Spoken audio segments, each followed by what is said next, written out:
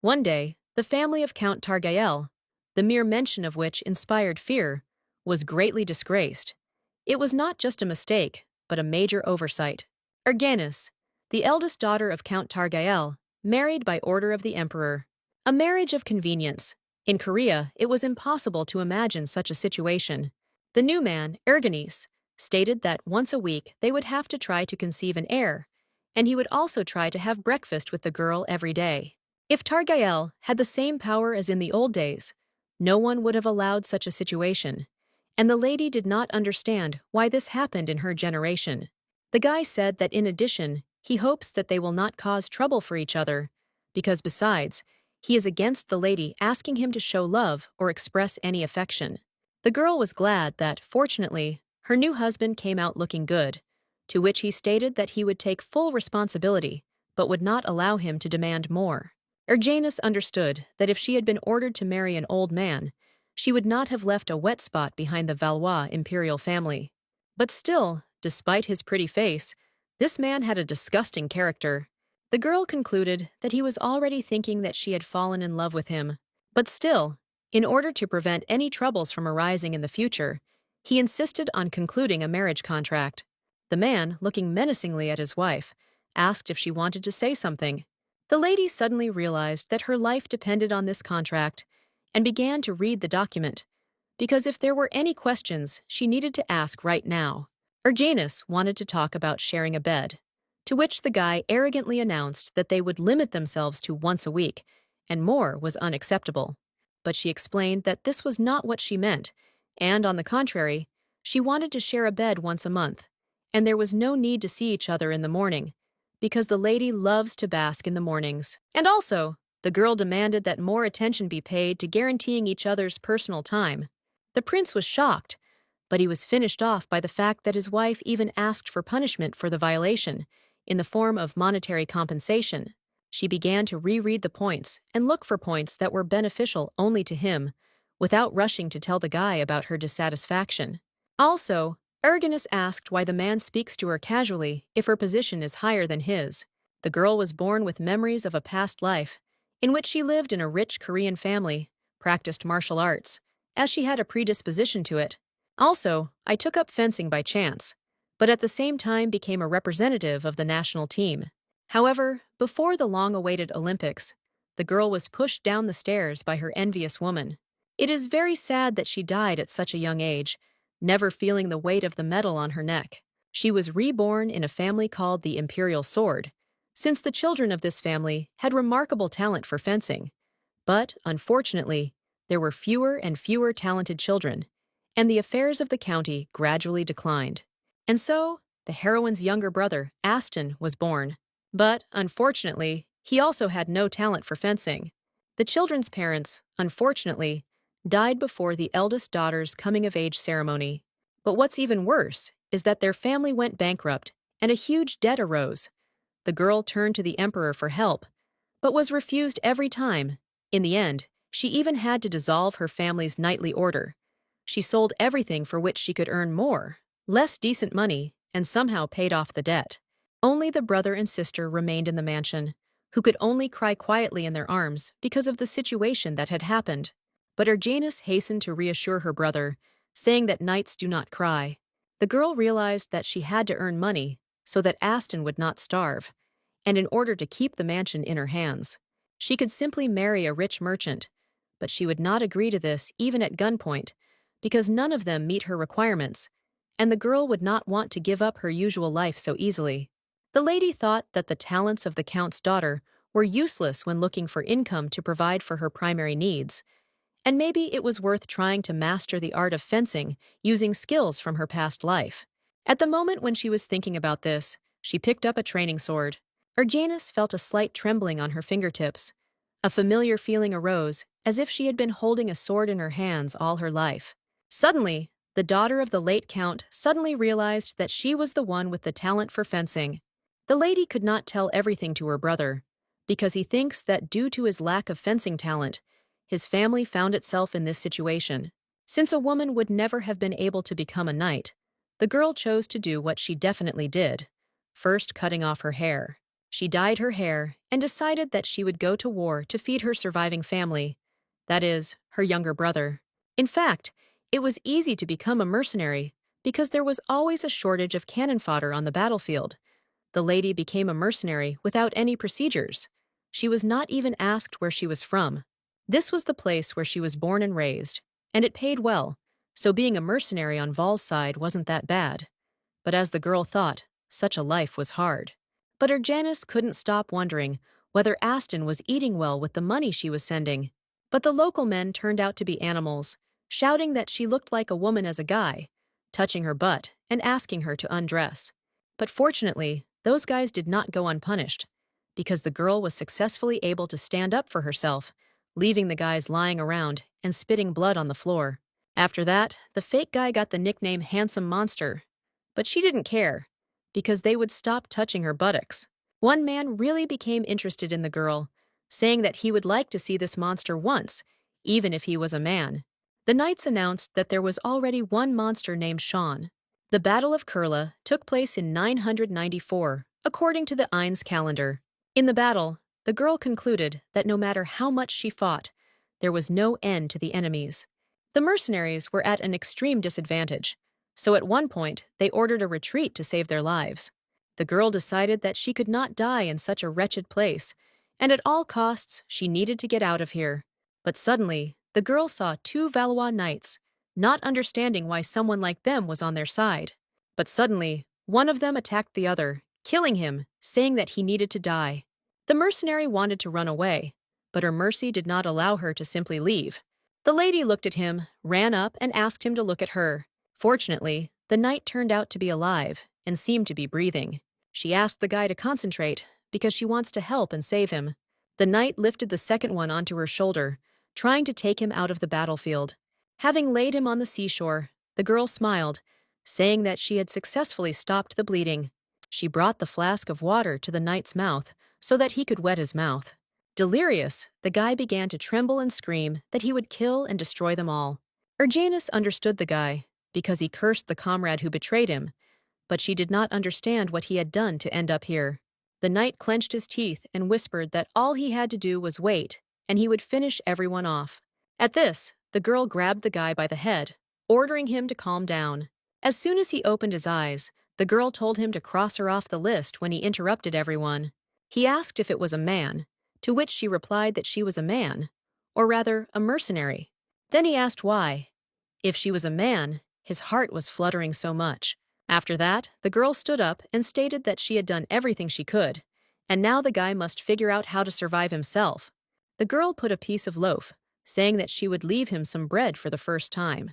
But suddenly, the man asked what the name of his wonderful savior was, to which he replied that, according to the rules of etiquette, he should introduce himself first. To this, he quietly whispered that his name was Sean. Finally, Sean learned that his savior's name was Elle. She said that if she was lucky, they would see each other on the battlefield. Then, the lady could not even think that the man she saved would become her husband, in a marriage of convenience.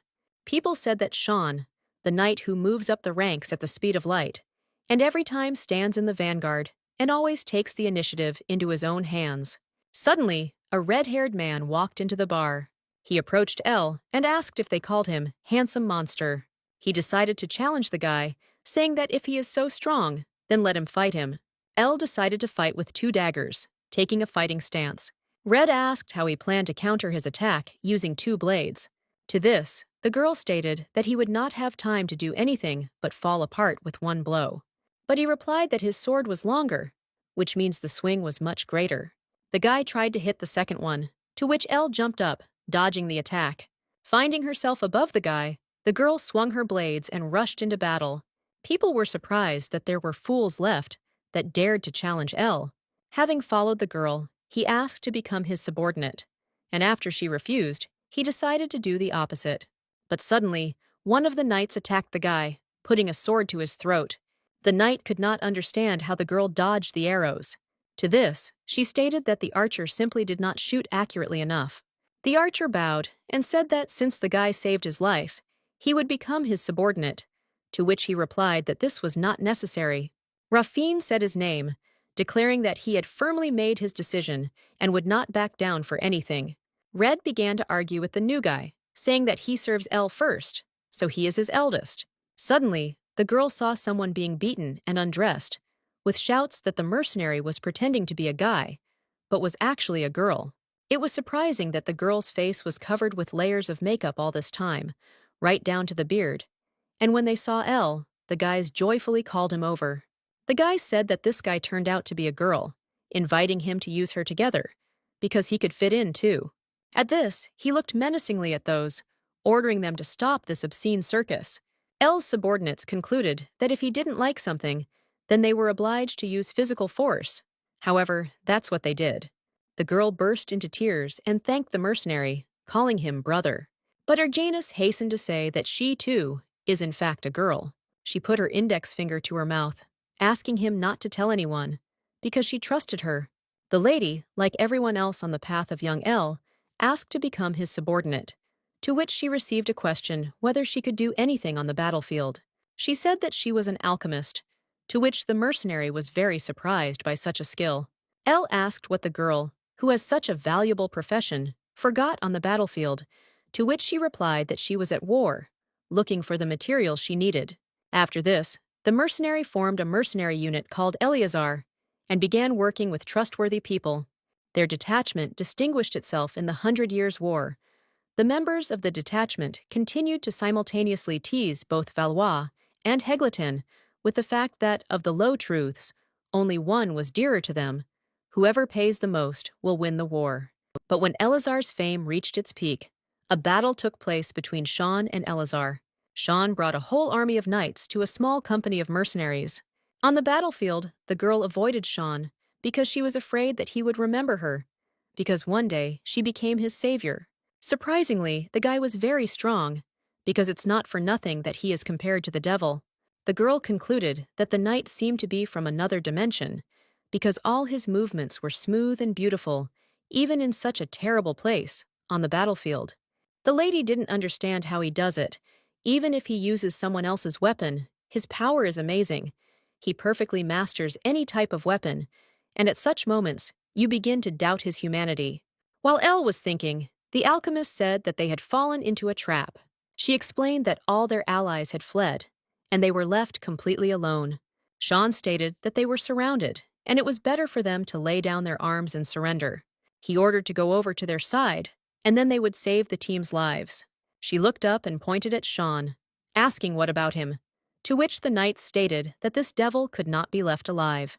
The lady began to think, because on the one hand, it would be beneficial for them to join Hegleton's army. The army began to put pressure on the mercenaries, saying that they did not worry about their lives at all, since they thought for a long time. The entire detachment declared with one voice that they would follow the commander and support any of his decisions. From any side, it was beneficial to agree to the army's conditions, and also, the girl had to send money to her brother. Elle knew that he had to think about his comrades, but at the same time, he could not stop thinking about that man. But suddenly, the detachment began to say that they hated that army and considered them rats who could not be trusted. The squad took a fighting stance, protecting that devil in a circle, preparing to fight the whole army. But Sean did not resist, but on the contrary, began to help defend the detachment. The girl did not understand what kind of person this was, because he killed so mercilessly with his huge weapon. The girl put the dagger to the blue-eyed man's throat, declaring that if he swung at her again without thinking, then her dagger would go through his neck.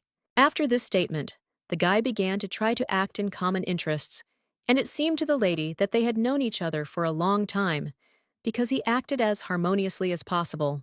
On that day, Hegleton's army was almost completely destroyed, with only 5 wars.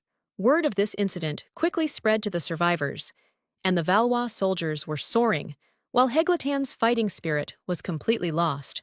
One day, a carrier pigeon came to Elle, and the lady immediately thought that something had happened. Suddenly, the girl finds out that her younger brother Aston fell from his horse. He declared that he must return home, bowing his head in front of the detachment. The squad was worried that they would be disbanded, to which Elle replied that she would contact them soon. The alchemist threw herself into the lady's arms, to which she replied that she was sure that they would see each other again. Suddenly, Sean asked where Elle was going, to which he replied that one person was waiting for him. He tried to persuade him not to leave, to which Elle stated that he could not leave that same person. Sean announced that the commander's actions amounted to disobedience and desertion, and he, as deputy commander, could court-martial him, to which the guy simply asked to be released. The devil explained that this detachment means nothing to him because the only thing that keeps him here is Elle himself. At this, the girl began to laugh right in his face at such harsh statements. After catching her breath, she called Sean a romantic, wiping away a tear. She stated that she would return later to receive payment for saving his life. The guy promised not to die until the commander returned, and then Elle simply disappeared. In 3 years, Erginus met Sean 3 times, but those were unforgettable memories for her, and if they could meet when the war ended, then she would like to cross swords with him. And after the fight is over, have a drink together and chat about all sorts of things. The girl could not even imagine that all this would be presented in the format of marriage, and she could not even dream of something like that. Fortunately, Aston was not seriously injured, and thanks to the mercenary squad, her life stabilized. She thought she could now live much more comfortably. The girl cursed the idiotic Imperial Order, not understanding why, of all the men, he chose Sean. After all, she is also a war hero, so why should she endure such injustice? But first of all, she must make every effort so that Sean does not recognize her. Today, the girl paid a lot of attention to her outfit. Suddenly, Sean finally arrived, riding a black-maned horse. The lady hurried to meet her husband, ran out into the corridor and bowed, bowing her head after him. The girl introduced herself, realizing that it seemed that her master did not recognize her at all as Elle. Suddenly, the man began talking about the contract from the doorway, saying that he wanted to make sure of several things before the wedding. Suddenly, the wife looked angrily at the prince, declaring that he had no right to address her on a personal level when her position was higher than his. To this, Sean smiled and apologized for the rudeness, saying that he was not used to the aristocratic manner of speech. The girl angrily remarked that when he needed it, he was fluent in a formal style of speech, to which he replied that he would send the contract with the above changes again. After taking a sip of tea, Sean inquired about what he had heard. The lady had a younger brother. Suddenly, he said that he would like to see him, to which Erginus only got scared. The girl immediately realized that her face seemed familiar to him, and that was very bad. But she cannot tell that she is Elle from Eleazar, because the fact that the Count's daughter was a mercenary will have a bad effect on her reputation. After the war, Eleazar sucked a lot of money from the Valois imperial family. That's why they definitely have a grudge against that squad. And besides, Sean is Crown Prince Ray's best friend. The princess concluded that if she were caught, she would endanger not only herself, but also her children. The lady explained that since Aston was studying at Aquas Academy, he would only be able to see him at the wedding ceremony. To this, Sean asked if his eye color was the same as the girl's. She smiled, saying that her brother had light blue eyes. The man asked what his impressions were after meeting Erginus. To this, Sean replied that she reminded him of someone, and the man said that it was strange to hear something like that from a guy. The man began to conclude that she is very similar to Elle. Although her gender and hair color are different, she is the spitting image of a man who left him unforgettable memories and a debt that he cannot repay. He asked if she looked like some woman Sean knew. The guy said that soon, an innocent lady from a count's family would fall in love with such a bad man. Sean thought that the girl was completely different from the women he had met before. Needless to say, she was so lively and smart that you began to wonder if she really was a hereditary aristocrat. Also, he concluded that with such a sweet face, she read the contract more strictly than the mercenaries, to which the guy replied that even if he doesn't like her, he shouldn't divorce her. He needs to keep her close to him. He explained that the showdown with titles is a real headache, and he clearly separates public and private. The guy announced that he was looking forward to the day when he could call the guy Earl, and not just Sean. Meanwhile, the girl was riding in her carriage, asking to stop because she had some business to do. Erginus, as it turned out, returned to the very bar where her squad was relaxing. Upon entering there, strange glances fell on her, and only the alchemist, who knew that Elle was actually a girl, recognized her commander. Red asked who she was, suggesting that she was the commander's sister. The archer stated that he had assumptions that he was a woman, to which the swordsman was very surprised. Everyone began to argue, and the swordsman began to swear that the alchemist should have said that the commander was a woman. The girl announced that she needed to confess something. She quietly whispered the news that she was getting married. The detachment began to ask who the commander was married to which she replied that they knew this person very well. The guys were shocked when they found out that Ergenis's groom was Sean Caraxes. The alchemist decided that the girl was getting married because she was threatened, promising to kill Sean. The swordsman theorized that the reason Elle was hesitant during the battle was because she and Caraxes were in a relationship, to which she replied that she was not. The archer said that he heard that Sean was getting married. He thought that his chosen one was from the Targael family. The princess hastened to apologize for deceiving the squad all this time. Everyone was horrified that their noble commander was not just a woman, but also an aristocrat. The archer concluded that the Targol family's fencing talent had not yet dried up. Most likely, the lady will become an object of ridicule if everyone finds out that the talent of the swordmaster Targael was inherited by a woman. If it becomes known that the mercenary Elle is a woman, then other people will begin to plot against the squad. The guys asked that if the girl wants to run away, then perhaps she should let her know. Aston finally returned from the academy and rushed into his sister's arms. He asked with concern why his sister was getting married. He began to blame himself for his lack of talent with the sword. The boy promised that he would take first place, despite the low attendance. Suddenly, Sean entered the room, recognizing the younger brother of his chosen one. The girl thought that upon hearing the news about the arrival of her younger brother, Sean immediately came to check if he was Elam.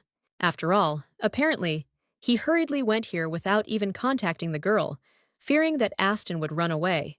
The man, making sure that his bride's younger brother was not Elle, decided to leave as quickly as he had come. He was about to leave when Ergenis asked him to accompany her, apparently wanting to talk in private. The lady thought that even though the man has a disgusting character, he is still handsome. His tanned, copper-colored skin matches his appearance perfectly. Suddenly, this Sean decided to hug the lady around the waist, pressing her to him. He leaned down and pressed someone else's hand to his chest, getting very close. But suddenly, the prince said that for the daughter of a count, she has rough skin on her hands. Ergenis became afraid that the man might know everything. This is exactly what the lady explained, that her family was in crisis, and even such a pretty lady like her had to work, and this is quite natural. Hearing this, the man pulled the girl to him and hugged her tightly, inhaling the aroma of snow-white hair. Ergenis pushed Sean away from her, saying that they were not married yet, and he had no right to get so close to her. The prince bowed, informing her that she was stronger than he thought. The lady continued to be insolent, saying that he had no right to treat her as he pleased. A woman ran into the chamber, lifting the hem of her dress and shouting Sean's name. She screamed that she had recently learned about the guy's future wedding. The girl began to express her dissatisfaction, saying that at the moment, the guy was marrying a woman who may have done business with other states, or even sold her body, to which he announced that she was going too far. The man asked, "Since when did Lady Sealy have the right to decide something?" He explained that there is a limit to any patience, to which the girl angrily ran out of the office. They say that Lady Sealy recently quarreled with Count Epernon over rumors and a new wedding. The man urgently needed to meet with Reeve. The servant reported that Eleazar was still working without a leader, and it seems that some time ago they had a secret meeting at which Elle was present. Sean suggested that the tuition fees at the academy, where Ergenis's younger brother studied, were quite high. Currently, all the servants are trying with all their might to find out where Elle is. The man began to think how everything would have turned out if he had kept the commander then. He would have wanted to ask why the hell he saved him in the first place, and then see with what sour expression he would answer that it's just like that. Suddenly, the servant asked if Sean thought Lady Ergenis was Elle. To this, he said that it would not be bad to see how she holds a sword. But suddenly, the man hastened to tell that Master Harbin makes rapiers and mengoshi. He said that Master Harbin always checks the customer's skills before starting to use weapons, and he didn't even listen to him when he tried to place an order. The man at the weapons bureau said that he was very glad to see Ergenis. He said that he had forged a real masterpiece, asking him to wait until he showed it. He also said that he added decorations to make it look elegant, and also asked a friend to make a red case and belt. A year ago, she also came to this man, not understanding why he ignored her because she was a woman. He literally taught her how to use a baton and other various weapons, always shouting about what she was doing wrong. Then, Erginus concluded that this old man was too meticulous, but suddenly, she smiled and put the club to the old man's forehead, showing real skill. He stated that the girl was the second who was able to hold the weapon correctly, and the second was Sean. But as it turned out, Sean does not order weapons from him, because there is no need for this. Once he gets to him, the most expensive sword will become like a cheap iron rod, and, conversely, a cheap iron sword will be like an expensive one. The princess decided to order weapons for herself on behalf of the county of Targael. The man provided the girl with a beautiful sword, which she liked at first sight. But suddenly, the voice of Sean was heard, the man whom Erginus was afraid to see here. Even though this grandpa was impudent to the lady, he covered for her and did not tell her that she was here. The blonde immediately realized that first, she needed to get out of here as quickly as possible. As it turned out, Sean came to place a new order, to which the old man replied that he could not make a sword for him. He asked what kind of sword he had forged earlier, to which he named the one he had just given to the lady. The man looked menacingly at the merchant and asked who ordered this sword. The old man tried to explain that in order to use this weapon, you need to have unimaginable fencing skills, because the execution of such a technique is impossible without high skill and some flair. To this, Sean replied that he had seen such art only once. He stated that he believed that the old man had obviously heard about this man, or more precisely about Al from the hunting party. The lady vowed forever not to forget about the service rendered to her. The girl wanted to wait until he left, so that he could quickly leave, when suddenly the prince noticed that the back door was open. She covered her face with scarves and hurried to run. There were guards on duty outside the doors, but Erginus decided to try. Running out of the merchant's estate, the lady rushed into battle, knocking down the guards so that they would not see her face and detain her. Having successfully completed it, she hurried to leave this battlefield and began to run, when suddenly she was stopped by Sean's scream. He asked why the girl was running away. Sean literally tearfully stated that he thought this guy was his friend. The man trembled and asked the guy to turn around and look at him, and also promise not to lie and not run away. The girl understood that she had put everything on the line and would like to say that she is Erginus, the one who will soon become his wife. But she cannot make such a decision alone, because if it becomes known that she is El, then she will be at risk, will not only be her honor to the house of Targael, but also the members of her squad. Sighing and ignoring Sean's words, the girl left him, hiding in the darkness.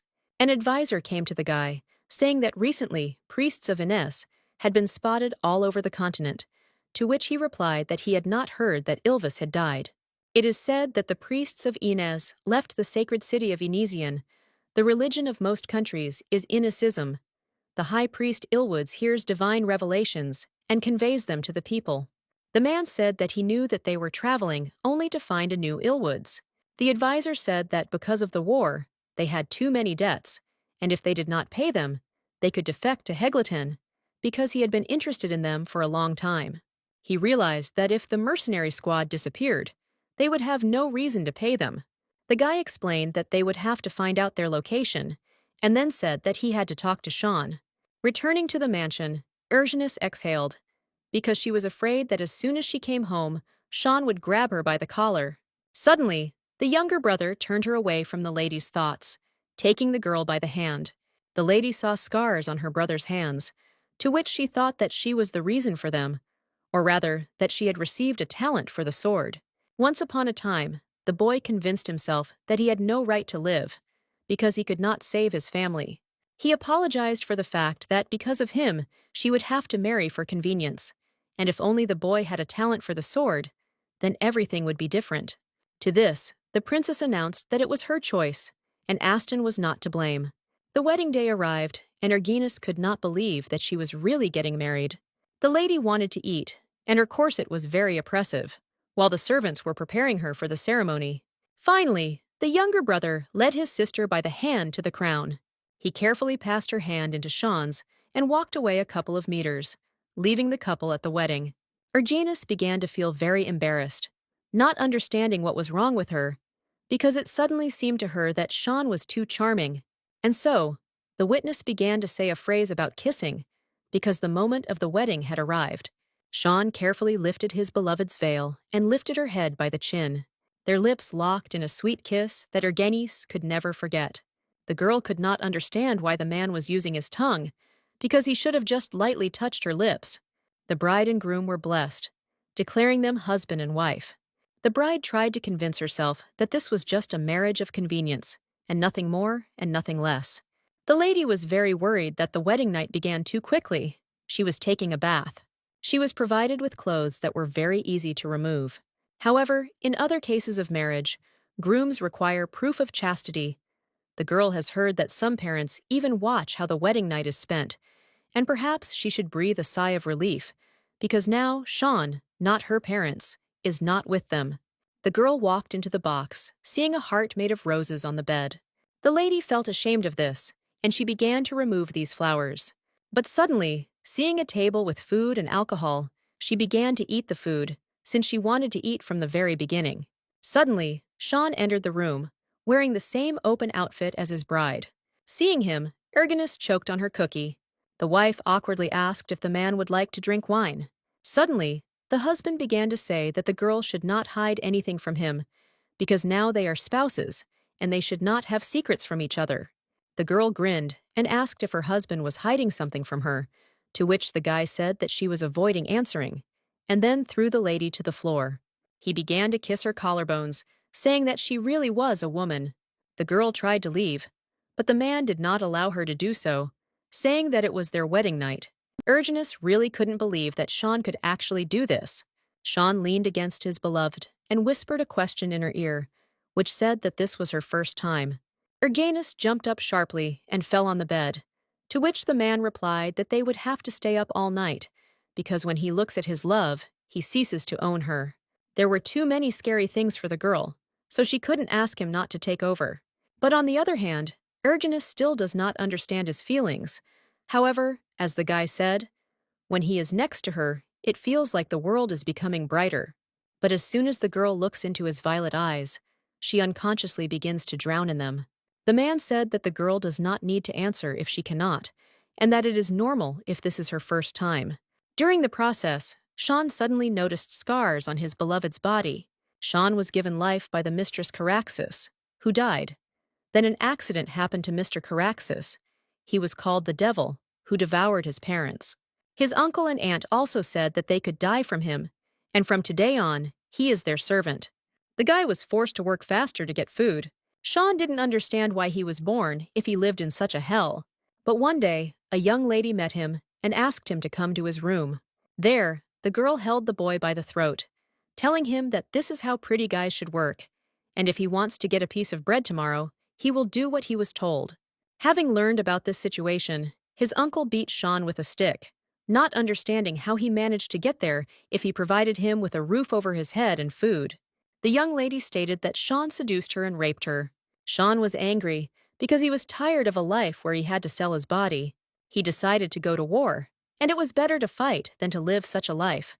But despite the fact that he fought with all his might, Sean would die due to the betrayal of his fellow soldiers. Then, he promised himself that he would destroy everyone.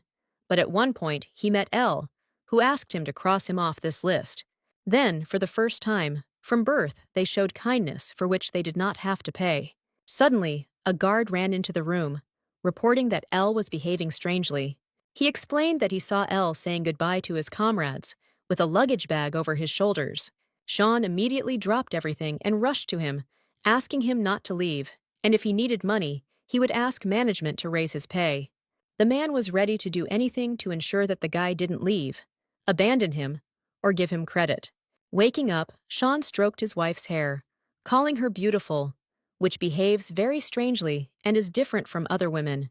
To be honest, Sean just wanted to sleep with her Janice, but when he saw how she knew how to have fun on her own, he was led by his lust.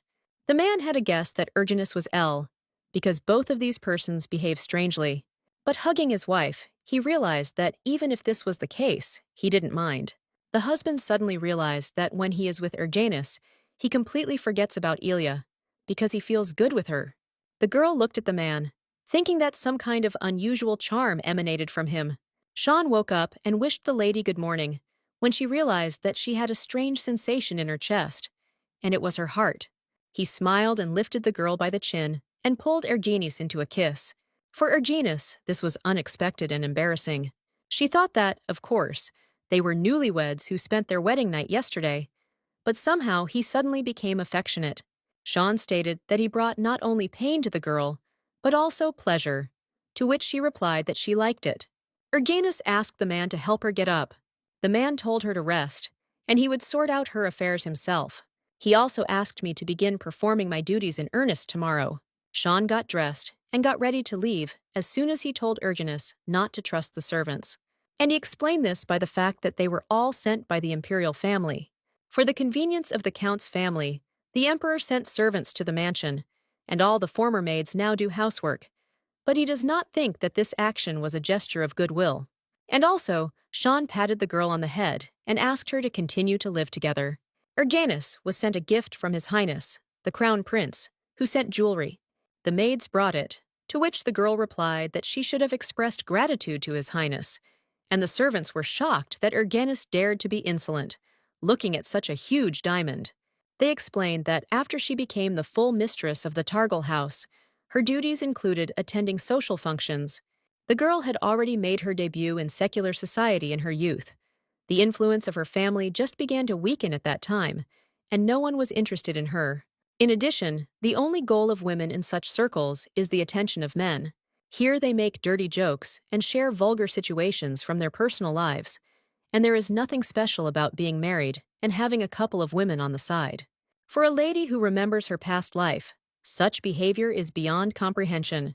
And now, Ergenis is sent to another battlefield, where instead of a sword there will be a fan. The servant stated that he was informed that the wedding ceremony at the Thargul residence had ended. Ergenis, however, is glad that she and Sean worked well together. On the one hand, he seems to do whatever he wants, but it's surprising that he respects the girl's opinion and shares his successes. However, the lady was lonely. When it was already the second day, Sean did not come. After their wedding night, he remained in the imperial palace all the time, so Ergenis did not see him at all, and thought that today she received news from him that he was going home. On the one hand, she does not want him to return. On the other hand, she is glad about this news, because she was accompanied by a constant, incomprehensible feeling. Suddenly, the girl realized that she was starting to miss Sean. While Sean is away, his wife decided to warm up by taking out her beautiful daggers. Suddenly, hundreds of people in black suits and weapons appeared in the room. When they saw Ergenis, they realized that Caraxes was not there. The girl tried to understand what she should do, because she could deal with these people without any problems. But then difficulties would arise. Suddenly, Sean's hunters decided to attack his wife and rushed into battle. To this, the girl smiled and said that she was confused by the situation. She stated that she could turn a blind eye to it for once, so they could just leave. And also, she said that she would not even ask who sent them. As the girl thought, diplomacy is useless here, because they again rushed to attack. Ergenis successfully fought back using a new weapon. The lady started by saying that she is busy, so they can easily attack. The target of the most famous assassin was Sean Caraxes, and this was the most dangerous order that could end the existence of the guild. There were two reasons to accept it. The first was that the reward was an empty cell, that is, an unlimited amount, and the second was that they were curious to test the abilities of Caraxes, who is called the Devil. One of the mercenaries had a broken rib after a fight with Sean's wife. With such a thin and weak body, she managed to do something like that without even drawing the sword from its sheath, and besides, she tells them to their faces to attack her at the same time. Once again, after taking a stand, Ergenis guessed that they were from Kilua. The man was shocked that the girl was able to immediately determine who they were. The blonde sighed irritably and asked him to make his face simpler. In Valua. Killers of this class only work in Kilua. Caraxes's wife stated that if anyone found out about her swordsmanship abilities, they themselves would know what would happen. The men already thought that she was going to use all kinds of torture to find out who hired them. To this, Ergenis only asked to bring the others to their senses and get out of here. The girl announced that she needed to restore order here as quickly as possible. Tired of waiting, the lady smiled and began to throw the killers out the window, saying that she was in a hurry. But suddenly, Sean appeared, asking why his wife was still awake. She quickly closed the window, catching her breath from fear. The girl felt a little dizzy. Sean approached Erginus, saying that he had left her alone for too long. The girl said that apparently he was very busy, because he stayed in the imperial palace for several days in a row. To this, Sean sighed languidly and asked if she really wasn't expecting him at all. To this, the wife replied that she was waiting, because there were a lot of things that needed to be discussed. Everyone in the palace continued to congratulate Caraxes on his recent wedding. Suddenly, a tall blonde man entered the palace. Sean smiled and bowed, thanking him for honoring him with his attention. The blonde replied that he had sent a modest gift to the Targol residents as a congratulations. He also asked about Sean's wife, and that she was a traitor in another country, to which the man asked what this was for. At this, the prince bent down, ordering him not to insult the person close to him. He stated that he wanted to believe that he had no such intention. Sean explained that he had used a sword in the war, so he was not yet accustomed to the manners of high society, and hoped that their lordship would pay attention. The man knew very well that aristocrats despise merchants, but when he saw the grin with which this guy was talking about Erginus, he couldn't hold back, and if they met on the battlefield, he would have finished him off right there. Sean asked the counselor when he could return home, to which he replied that if he said something like that, then tomorrow the sun should rise in the west. He stated that this item on the agenda was the last, but Sean was getting more and more worried because he just mentioned Erginus. But suddenly, he wondered if Erginus liked tea. It's unlikely that on her wedding night, she drank a bottle of wine alone, and apparently she likes alcohol more than tea, as Sean realized. Suddenly, the man said that he wanted to trust Sean to resolve the problem with Eleazar. He explained that Sean must get rid of Eleazar. The guy explained that, naturally, everything needs to be arranged so that nothing points to him. Suddenly, Sean stood up and declared that even an animal has kindness, and then apologized and bowed. The man explained that, although he did not tell, the commander of this detachment is his savior, and if paying for Eleazar's services is their problem, then he will solve it. Sean realized that it would be enough if he received guarantees of eternal devotion to Valois. To this, the interlocutor stated that he had already tried to finally win them over to his side, but he suffered many failures, and no one could cope with this. The prince announced that he would recruit Eleazar into the ranks of the soldiers of the Targael estate. The man decided to visit his wife, thinking that he had been away from home for a very long time. Despite the fact that the lady was probably already asleep, he wanted to see her too much. But at this time, Erginus was not sleeping, but opened her curtains, noticing her husband. He again stated that he left his wife alone for too long, repeating this phrase several times. Sean, with all his heart, wanted to hear that the girl was bored, but this did not happen, to which the man asked to talk to him. They shared the evening over a glass of wine and a few pieces of expensive cheese. The husband suddenly asked if the girl disliked him. The man thought that she must not like it, because from their first meeting, when he brought the contract, ending with the fact that he took the place of the count. Sean asked if he was really such a terrible person. The girl asked in what aspects she should feel hostility, to which he replied that he needed to know in all aspects. To this, Erginus stated that in fact, he irritates her terribly, speaks rudely. He is also harsh and does everything that comes into his head. In fact, the guy thought that his wife simply harbored a grudge against him. As it turned out, Aston never wanted to become a count, so holding a grudge because Sean took this place would be stupid, in the girl's opinion. Erginus explained that as long as the man maintains the terms of the contract, she is satisfied with everything. Even though it was just a marriage of convenience, Sean had the money and power Erginus needed to support her younger brother. And after the war ended, she just wanted to see him just a little. The husband took a strand of white hair and said that he was worried and afraid that the girl would regret the marriage. Suddenly, the blonde began to fear that Sean really fell in love with her. Erginus hastened to carefully remind that this is a marriage of convenience and nothing more. To this, Sean hugged the lady by the waist from behind, and then completely turned her head towards him, pulling her into a kiss. But suddenly, the girl put her hand on his arm, declaring that, according to the contract, marital duty should be performed once a month and no more often. After these words, she wished her husband good night and left the veranda. The girl was riding in a carriage and remembering the previous evening, remembering how the man told her about his fear of discontent. Erginus had the feeling that Sean really liked her. The girl concluded that there is no need to be so mistaken, because she must concentrate on today's schedule. And it seems that the tea party she is going to is being hosted by the Count family of Epernon. The lady invited her, despite the fact that Célie Epernon is a very famous lady in secular society. The girl heard that the invited women were unmarried and recently married. Erginus hoped that she would be able to establish at least friendly relations with someone. Having arrived at the place, the lady was greeted by a pretty girl in a pale pink dress and greeted her. The ladies met on a very pleasant note, but suddenly she noticed that, despite the same status, the girl ignored her. Erginus didn't understand why she hated the girl so much, because she didn't even have enough words for indignation. The lady sincerely did not understand why everyone was praising the ordinary porcelain service so much, although everyone said that the county of Epernon was on a completely different level.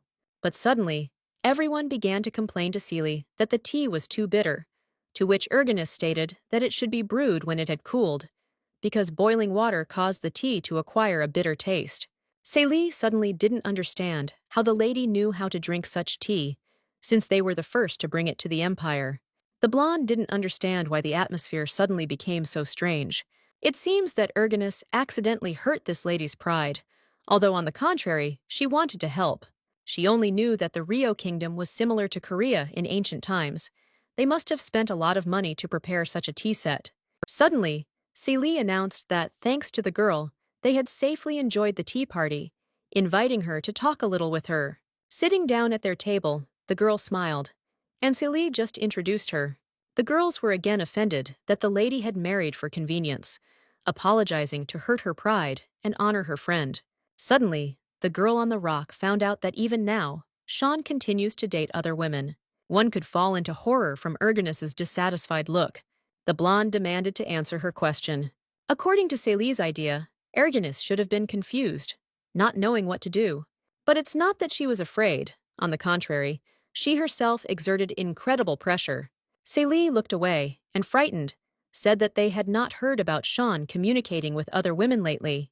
The girl thanked her for the honest answer and, getting up from the table, decided that she was tired and therefore would leave them first. At dinner, Erginus was tense and angry, which greatly alarmed the maid. The lady even began to think about returning to the life of a mercenary, because she was annoyed by her current life. Besides, Aston has already grown up and his head is working. He will find a way to feed himself after the academy. The girl couldn't understand why those hens were gossiping so much about her husband and what he was doing when he disappeared. And this despite the fact that in Vaula, there are quite freedom-loving people who do not consider having a lover or mistress something shameful. But for Erginus's husband, such behavior is not allowed, so the lady was angry. But suddenly, Sean visited her chambers, surprised by such emotions. The man said he wanted to say something. Sean said that no matter what happens, all the blame lies with him. Erginus asked if that was all he wanted to say, to which he replied that yes. Because of this, the girl pushed her away and asked her to get out. The jealous woman shouted that, to calm her soul, she could also meet another man. Erginus stated that Sean has no right to be angry with her after what he did. The lady looked away and said that they didn't have the kind of relationship to pay attention to something like that, because it was just an agreement and nothing more. She stated that they would not interfere in each other's personal relationships, and also ran away. At this, the man took her hand, stopping her and asking her not to leave. He grabbed her by the waist and pulled her close to him. The girl promised not to leave if he told about everything he had done. The lady set a barrier for herself, because if she falls in love with Sean, he will leave her like other girls. The man swore to God that after the wedding, he did not do a single shameful thing. Then the girl asked about what happened before the wedding. To this, Erginus asked that she wanted to make changes to their agreement. The lady stated that she wants the marital duty whenever she wants, and the other condition is removed. But still, for some time they will sleep in different rooms.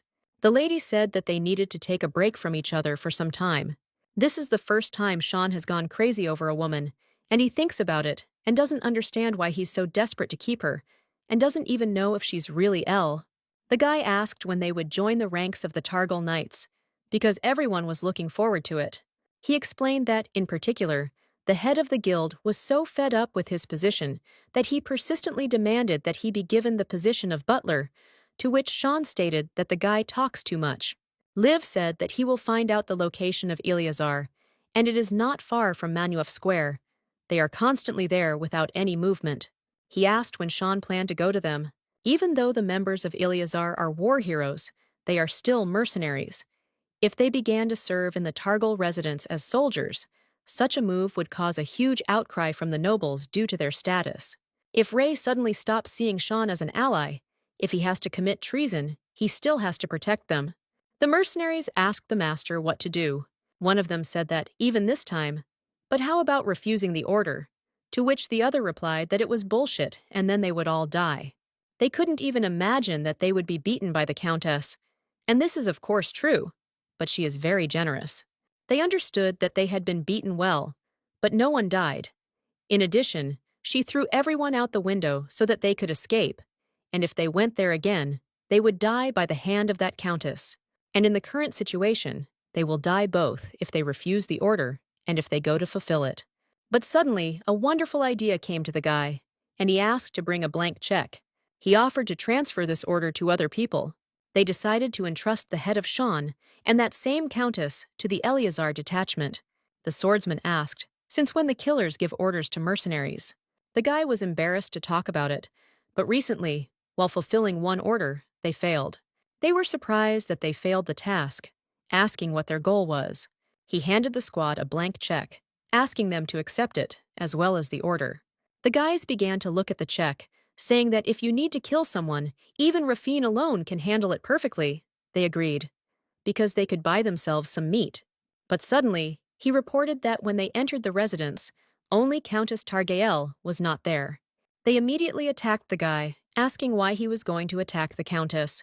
But if you think about it, the Duchess wields a sword, asking what he guessed. The guys wanted to kill him, because he shouldn't tell anyone anything and use the check properly. The party noticed someone coming, ordering the killer to hide. As it turned out, Sean showed up at their meeting place. The killer looked at Sean from behind the barrel, remembering that he had a dagger with him. He was thinking that the man had come without a weapon, and his attention was completely focused on the Eleazar squad. This was the ideal moment to complete the task that had not yet been transferred. But for some reason, it seemed to the guy that he could not do anything against Caraxes. He concluded that Sean was just standing there, and energy was already emanating from him, which inspired extreme fear. But suddenly, the killer noticed that the squad received Sean warmly, and even with humor, saying that he still had such an annoying face. The alchemist poured the man a drink at the expense of the establishment, to which the swordsman spilled everything on the floor, saying that here he would not drink anything. Sean decided not to delay and get to the point, inviting the squad to join the knights of the county of Targael. The boy reported that they say that the priests of Inez have left the holy city. He also shared that he considers such stories to be complete nonsense, even though the beginning of the millennium is a special event. But noticing that the gentleman was always thinking about something, he concluded that he and his mistress had had a fight. Suddenly, Sean asked a question about what women like, to which he replied that jewelry and flowers. In general, many aristocrats were obsessed with the Count, but he didn't even give one of them a speck. Surprisingly, he treated Lady Urjanus completely differently, and everyone saw it.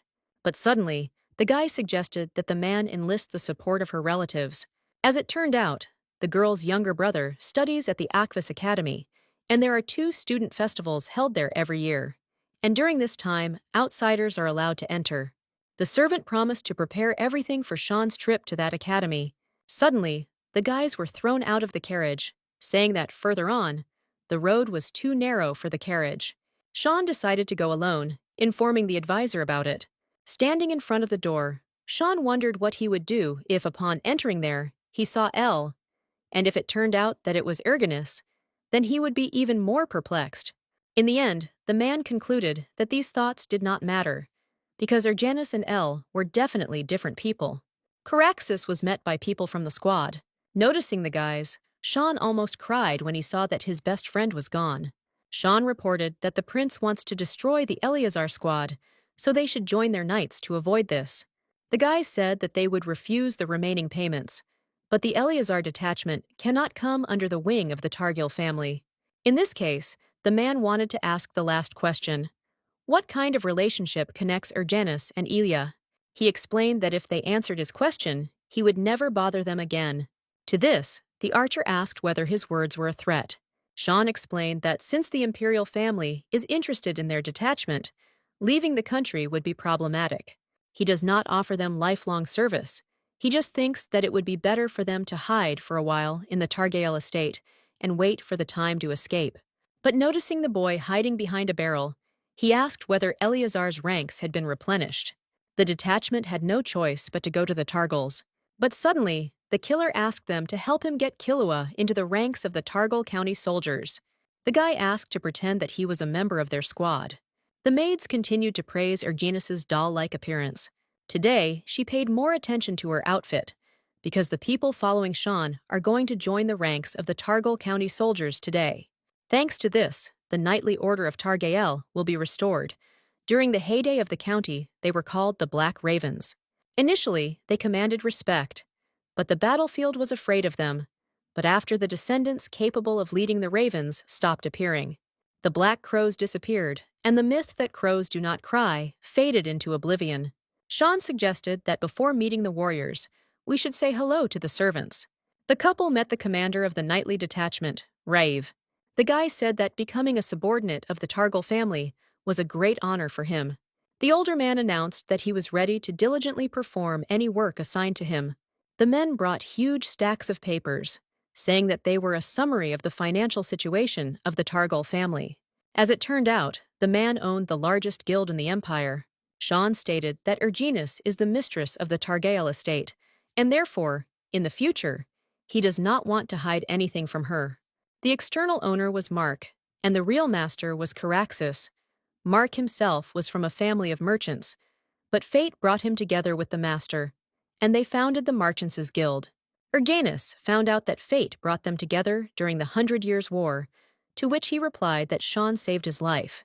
And after that, Mr. Caraxes obtained from Valois exclusive rights to military edits. It is surprising that they survived the same war, but Sean is different from the girl. She fled the battlefield a year earlier to settle household affairs, refusing the money that Eleazar sent. The girl was surprised by the large number of people who were ready to join the ranks of their knights, to which the man began to bless them all. Everyone joyfully began to shout and rejoice the name of the ruler. But suddenly, the lady saw Eleazar's detachment, surprised that they had come. The girl would have liked to grab them by the chests and interrogate them thoroughly, but she could not do that. All that was left was to point them side to side. When night fell, Ergenis saw under her window a detachment coming to her to explain. Killua's Effin was also with them, introducing himself. He was so delighted with Lady Targal's use of the sword that he decided to enter her service. The squad hurried to tell them that Sean had come to them, saying that the imperial family was targeting Eleazar, and to protect them, Caraxes offered to join the Targal Knights. The lady hugged the guys from the squad, praising them, realizing that they could have gotten a knife in the back. Also, the archer said that Mr. Caraxes guessed about Elle's true identity, and the girl should be more careful. In any case, Sean suspected her from the very beginning, and perhaps, to some extent, he was able to be convinced of his suspicions. They said that Effin was the guy who visited them before Sean arrived and heard the whole conversation. That guy knew about Ergenis' secret, and they would have more problems if he told anyone. The archer offered to finish him off. The swordsman reasoned that the commander had already spared this guy when they snuck into the estate, offering to make him her servant, to which the alchemist objected that he was their subordinate. The boy promised to serve the girl, and it couldn't be any other way, because their commander has such a kind soul. The detachment said goodbye to the commander, promising to see him in his dreams, when suddenly there was a knock on the door. Opening the door, the girl gasped, because she saw not a maid on the threshold, but Sean. The lady thought that the man was worried that they were sleeping separately, and probably this time they would discuss business again, because recently he had only talked about work. But suddenly, the husband asked if Ergenis wanted to go to Britain. Erginus heard that Aquis Academy will soon host a student festival. Hearing that the girl would be able to see her younger brother, she covered her mouth with her hand and thanked the man in a whisper. To this, he said that he did not want to see how sad his wife was. The agenda for today's meeting was very good. The man asked the prince if he knew that the Eleazar detachment had joined the ranks of Targael. The guy was worried that this event did not cause concern to the emperor. After all, the Targal family cannot be allowed to rise above the imperial family. The emperor asked Sir not to worry, as he had enough eyes watching the Targal residents. He called the emperor an idiot, because he falsely thinks that he has tamed Shan, because when he comes to his senses, only when he is grabbed by the neck. But suddenly, the girl found out that Shan's customer was Enoch Seraph. She didn't understand why he did this, because he didn't do everything possible to make Shan become Count of Targael, but Ethan has no reason to lie to her. But suddenly, the lady remembered Shan's words, that he didn't want her to be sad. But given Shan's character, when she asked about his past, he should have answered coldly so that she would not intrude on his privacy. Or it would be a good option to ignore her question, because it looks like it is an ostentatious relationship between a married couple. Or maybe he figured out that she was eating L, and now he's trying to repay her for saving her life. But for some reason, he still hasn't said anything about this. Tired of thinking, the girl plopped down on the bed. The lady decided to pretend until the very end, because it would only make her feel awkward in vain. Suddenly, Ivana came into the chambers. Making sure that no one was there, she rushed into the arms of the commander. The girl shared that she doesn't like her suit, because it's too tight, to which Ergenis said that it suits her very well. The alchemist announced that everyone in the palace was idiots, except for the lady, to which she thought that most people seemed stupid to her. The girl asked why the alchemist came to see her, to which she replied that there was a fight again today. She explained that the fight was between her and the soldiers of Caraxes. She also talked about how Tarkun also clashed with Caraxes in a duel. Ivana said that even though they are the legendary Eleazar squad, but since they became Black Crows, they should train together, as one of the knights said. To this, the swordsman stated that he would train with them when they were a match for them. It so happened that the guys wanted to see who else was a match for who, wanting to enter into a duel. But, in the end, the knights were defeated, to which the alchemist announced that the guys had lost all their skills after the war, and were even poor at holding a sword. But suddenly, Shan himself noticed the fight, looking at the whole situation from above. The advisor suggested pouring cold water on them, so that they would all come to their senses. The advisor was surprised when the swordsman challenged Shan, offering to fight once. To this, the man took his sword, to which the guy asked to take care of his own health. The archer and the alchemist had already begun to place bets on their own salaries. The swordsman himself personally bet his salary on his victory. Caraxes looked at him, and standing up straight, asked him to attack first.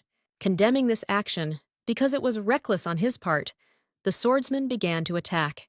Once nearby, the guy disappeared, appearing above the man's head. He wanted to hit him from above, but missed, and simply hit the ground, next to the gentleman. To this, he said that it would be better for Shan to fight L. But with these words, according to the lady, it all ended. She said that, to be honest, she believed that in order to cross swords with Caraxes, you had to be as much of a swordsman as the commander. A maid walked into the chambers, saying that the Count had asked her to come to his office. He wanted to talk to her about the trip to Britain. Having gone there, the girl felt her husband's anxiety when he said that today there had been a small skirmish between their soldiers and members of the Eleazar detachment. To this, she asked if he wanted to talk to her about a trip to Britain.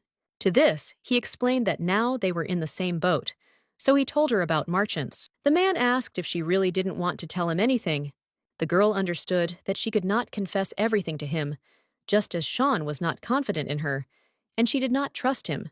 Besides, even if the truth ever came to light, she did not want it to be revealed in the form of an interrogation. The girl approached Shan, asking if he had decided on the answer. Caraxes concluded that he had started the necessary conversation. Pulling towards the girl, Shan kissed her. The man announced that he would find the answer to his question himself. Shan said that he called her to finalize the number of people who would go to Britain. The girl will be guarded by Eleazar. The maid will go as her personal maid. The man said that if she was uncomfortable with the presence of the crown prince's eyes, then he would remove her from the list. To this, Erginus said that she should not attract the prince's personal attention. The wife began to point her finger at the map, saying that even if she sets out on the road with them, she cannot fail to reach their destination. On the spot, the girl wanted to take a walk, to which her husband offered to accompany her. The man asked if everything was fine with her, and nothing was causing her any inconvenience, to which she replied that she had been in the carriage all the time. But suddenly, the girl jumped into a slight cliff, landing on her feet. Scared, Sean gave her his hand. Caraxes stated that he didn't think climbing a cliff in a dress was a good idea. Lenando Forest is the shortest route to Britain. It is known for the fact that many bandits live there, so if Kilua's guild members are disguised as thieves, they can get rid of Rosalie's presence and avoid the crown prince's gaze until they return home. She feels sorry for Rosalie, but she wants to spend some quiet time with her little brother. Sean said that in any case, the operation would take some time, suggesting that we go further into the forest. They wanted to follow the sound of the water, to look at the beautiful views, when suddenly they came across robbers. The robbers surrounded them when they saw the aristocrats. The guys began to demand money, and the girl decided that she needed to support Sean. But suddenly, Caraxes found himself next to the robbers, attacking more people. The man tried to attack the wife of Caraxes, to which he received good defense. One of the robbers grabbed Erginus and put a dagger to her throat. He made a condition that Sean should not move, otherwise his woman would die. But the girl understood that the man would suspect her even more if she dealt with the bandits before his eyes. The lady decided to wait until Sean saved her. In an instant, in this forest, among bandits and frightened aristocrats, a swordsman from Eleazar appeared, and on the branches of the trees there was an archer and an alchemist with the proper weapons. Suddenly, when they realized who they had time to attack, they all immediately fell to their knees. They asked to spare them, because they did not suspect that they dared to attack Sean Caraxes himself and his wife. He said that all the bandits, including him, participated in the 100-Year War.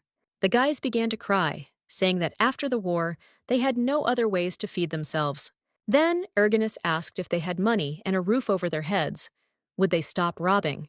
The lady advised the robbers to go to Himob, in the territory of the county of Targael. She explained that it was not far from here, and of course she was not promising them undue wealth, but they would have food and shelter. The countess invited them to become subjects of her county. The robbers again fell to their knees with their foreheads down to thank the mistress. The girl apologized to Sean because she did not even agree on this decision with her husband. The lady stated that she bears all responsibility for additional expenses. To this, he replied that there was no need for this, and that on the way back, they would stop at Himob and check if everything was fine with them. The girl thought that if she thought about it, he didn't kill any of these bandits. To this he replied that the lady would hardly like this, especially since they dealt with them without bloodshed. The man decided to leave the tent so as not to embarrass the girl. On the spot, Sean was asked for his identification. The security guard was shocked when he learned that Sean Carouses himself had rushed to the academy. They started asking for an autograph. And then, when they saw Eleazar's squad, the guys went completely crazy with shock and admiration. But when asked where El was, they answered that the commander was now engaged in secret training. The archer explained that he was training very hard to hone his swordsmanship even further. The girl decided that she should be even more careful. On the spot, the man invited Erginus to take a walk again, but in the city. To this, Erginus stated that they would go wherever she wanted. The lady was thinking where to go, either for coffee with pretty pink desserts, or just wander around the city. But suddenly, the young family came across the priests of Inez. Sean didn't understand why he was so far from Elysian. One of them bowed and prayed, saying that the Lord would be with them. They wanted to say something, when suddenly Caraxes took the girl by the hand and quickly walked away from this place. No one understood why they were running away, if receiving a blessing from the priest Inez was a great success. Erginus could not understand why she behaved this way, because when she saw them, she froze, rooted to the spot, and a terrible confusion took over her.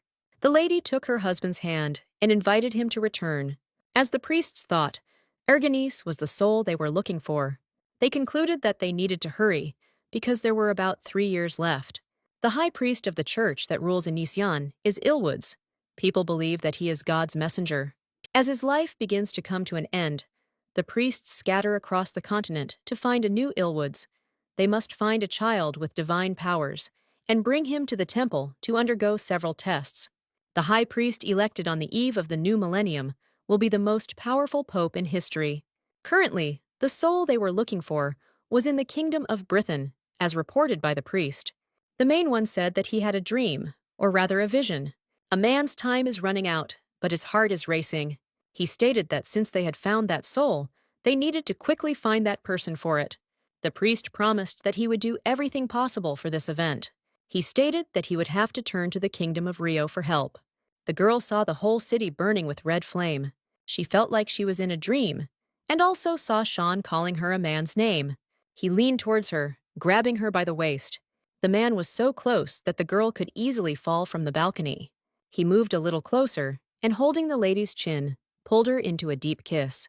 Sean's eyes glowed a bright purple color, which greatly frightened his wife. The count began to take off the girl's clothes, despite the current circumstances. He ran the tip of his tongue along the young lady's snow-white neck, making her body covered in goosebumps. Kisses and caresses, at some point, turned into bites. This gesture frightened Erganice, and she hastened to push the man away. Having done this, the girl saw the count's languid gaze and glowing eyes. Devilish wings sprouted from under his shoulders, and the man himself was clearly angry. At that moment, Erganice finally realized that this was a dream. The man again climbed up to the lady to hug her and pester her while his wings fluttered wildly. He looked her straight in the eye and declared that they didn't have much time left. Sean quietly whispered that if the girl loved him, then all this would remain just a nightmare and nothing more. Erganice woke up in a cold sweat and a slight echo. She couldn't understand why it was so dark in her room, so she simply raised her hands, looking around the darkness. In an instant, she was picked up by Sean's warm arms. He quietly hugged her, holding her carefully to him. The husband touched her forehead and asked if she was okay. She replied that it was just a nightmare. The man decided to check on her, but she did not answer, and he understands that it was rude of him to go to her without permission. But it seemed to him that the girl was in danger. Erganice smiled and said that it was because she was very exhausted. But suddenly, blushing, the girl covered her body with a blanket. The man approached her, seeing her confused look. His thumb was on Erganice's lower lip, causing her to open her mouth slightly. Once again, having kissed the girl, Sean was satisfied. But because of the lady's strange dream, she could not concentrate on male attention. In an instant, Caraxes decided to throw his wife onto the bed, hanging on top. Sean apologized, saying that if he stayed for even 1 second, he wouldn't be able to hold back. After these words, he left the tent, leaving the girl in bewilderment. Arriving at his place, the man hit himself on the forehead, telling himself that he was going crazy. Meanwhile, at the academy, the Countess's younger brother was gloating, mocked, and beaten. They trampled on his notebook and kicked him in the face. The teenagers scoffed, saying that young Mr. Aston would never lead the Ravens. After beating, humiliating, and laughing, the guys decided to leave. Aston began to pick up the scattered things, as a young lady helped him. It turned out to be the good-natured lady, Gila Wade. The girl said that these fencing students were ignorant idiots. She also asked why the guy wouldn't answer the hooligans, to which he began to apologize. To this, Gila said that she knew that recently, the blonde fell from his horse during a nightly duel precisely because of them. She announced that even if those guys were among the Britain elite, they had no right to treat people like that. Wade said she wanted to help Aston, to which Aston said that he really appreciated this, but he wanted to finally graduate from the academy without any fuss. The boy understood that he would continue to study at this institution, only thanks to his sister. This is not the first time he has caused her great inconvenience, and of course, it's hard for him now. But when he saves enough money, he will be able to become useful for Erganice. But first he must graduate from the academy. Aston bowed his head and began to apologize to the girl, in case his actions had offended her. This attitude irritated the girl very much. Saying that she was disappointed in him, the girl left the strange place. The student festival was soon to take place, but the guy realized that if his sister saw him like this, she would probably be disappointed too. Erganice asked Ivana how her dress was, to which she replied that the commander looks great in any outfit. The girl was incredibly happy that she would soon meet her younger brother. The lady began to roughly braid the girl's hair, saying that at such moments she began to be jealous of the commander of Aston. To this, she stated that she and Aston are different people, and she loves them equally. When Ivana was satisfied with the answer, she decided that she would dress the girl up so that she would shine brighter than anyone else. Going down the stairs, the commander saw her husband.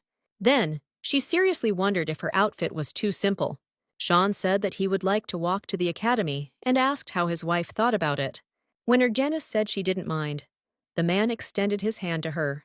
The girl asked the stranger if she knew where Aston Targil was now, but immediately covering her mouth with her hand, she thought that there were probably hundreds of students here, and she was behaving too rashly. But fortunately, the sweet lady knew Aston. She said that he should be in the laboratory. As it turned out, there is not a person in the academy who does not know Aston. Faculty and staff love him for his outstanding mind. After the girl heard Aston's praise, she was very proud of him. But suddenly, the girl saw her brother being beaten. She wanted to come up and help, but her husband did not allow it and intervened himself. But the teenagers immediately declared that the man was an outsider. But Sean, in turn, replied that he was the son-in-law of this young master. The guys were shocked, because it seemed like they recognized a war hero. The Duke gave the boy his hand, asking him to go to his older sister. Ergenis's eyes filled with tears when she learned that her brother was being bullied at school. The boy immediately ran into his sister's arms because he missed her very much. The girl told Aston to come with her, and the guys began to ask if Sean Syraxis was standing in front of them. But the moment they said that a war hero would not mess with someone from the Targil family, they called the man a brat, accusing him of only posing as a war hero. But a malicious gaze instantly turned to the children, and he ordered them to disappear from his sight. Since the boys didn't want any extra trouble, they ran away in fear. Sean asked Reeve to collect all the information about those boys, because it cannot be left so easily. The girl was shocked when her brother began to apologize for what she saw. She didn't understand how this could even happen, because she thought he was doing well, because he always got top marks in all subjects. Ergenis asked where the guy spent the money that she sent him. He said that he could not spend the money that Ergenis earned with such difficulty, and even went abroad, and he is sure that their house is going through difficult times. But the girl started screaming that everything was different now. But the guy continued, saying that if the girl decides to get a divorce, then having an emergency supply of money. Ergenis ordered to listen to her carefully and look straight into her eyes. The lady asked never to do this again, because Aston does not need to sacrifice anything for her, and besides, he cannot even imagine how rich his sister is. She said that when the holidays come, and he comes to the residence, she will show him the documents. After much questioning, Targil found out that those students were bullying Aston because they were from the fencing department. Unfortunately, those who wield the sword cannot help but know about the Targil family's sword talent, as well as the fact that the Targil clan failed. The lady saw that a fencing competition would soon be held at their academy, and anyone could take part. Ergenis asked if the fencing department would participate in the competition, to which Aston said that, most likely, it would be mandatory for them to do so. The girl began to laugh angrily, because if anyone can take part, then this is a huge chance to avenge her younger brother. The sister handed the guy an envelope, not wanting to hear anything about what he couldn't take. The lady asked the guy to spend some time with Sean.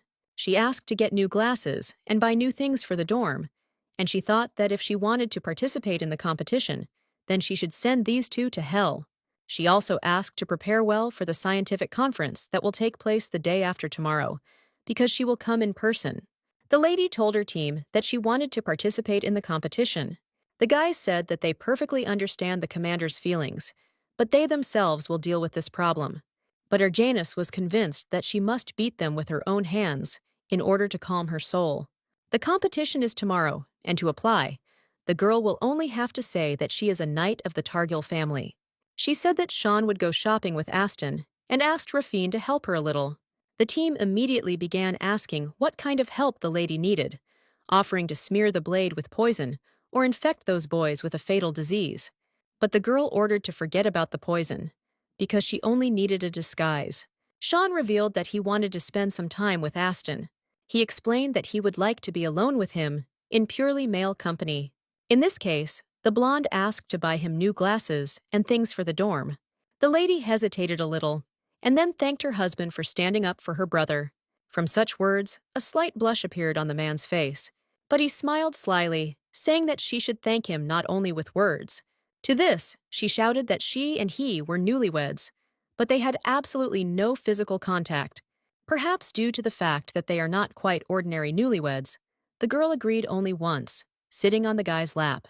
She kissed him, realizing that during this process, her husband did not even bother to close his eyes so as not to embarrass her.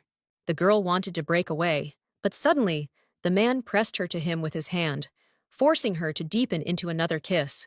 He pulled away and wanted to attack the lady's neck, when suddenly she pushed him away, hitting him on the head. Muttering that it was time for her to sleep, Erginus wished her husband good night and ran upstairs. The day of the competition at Aquas Academy has arrived. The participants were surprised that so many people came to see this spectacle. This year, there were few participants from commoners.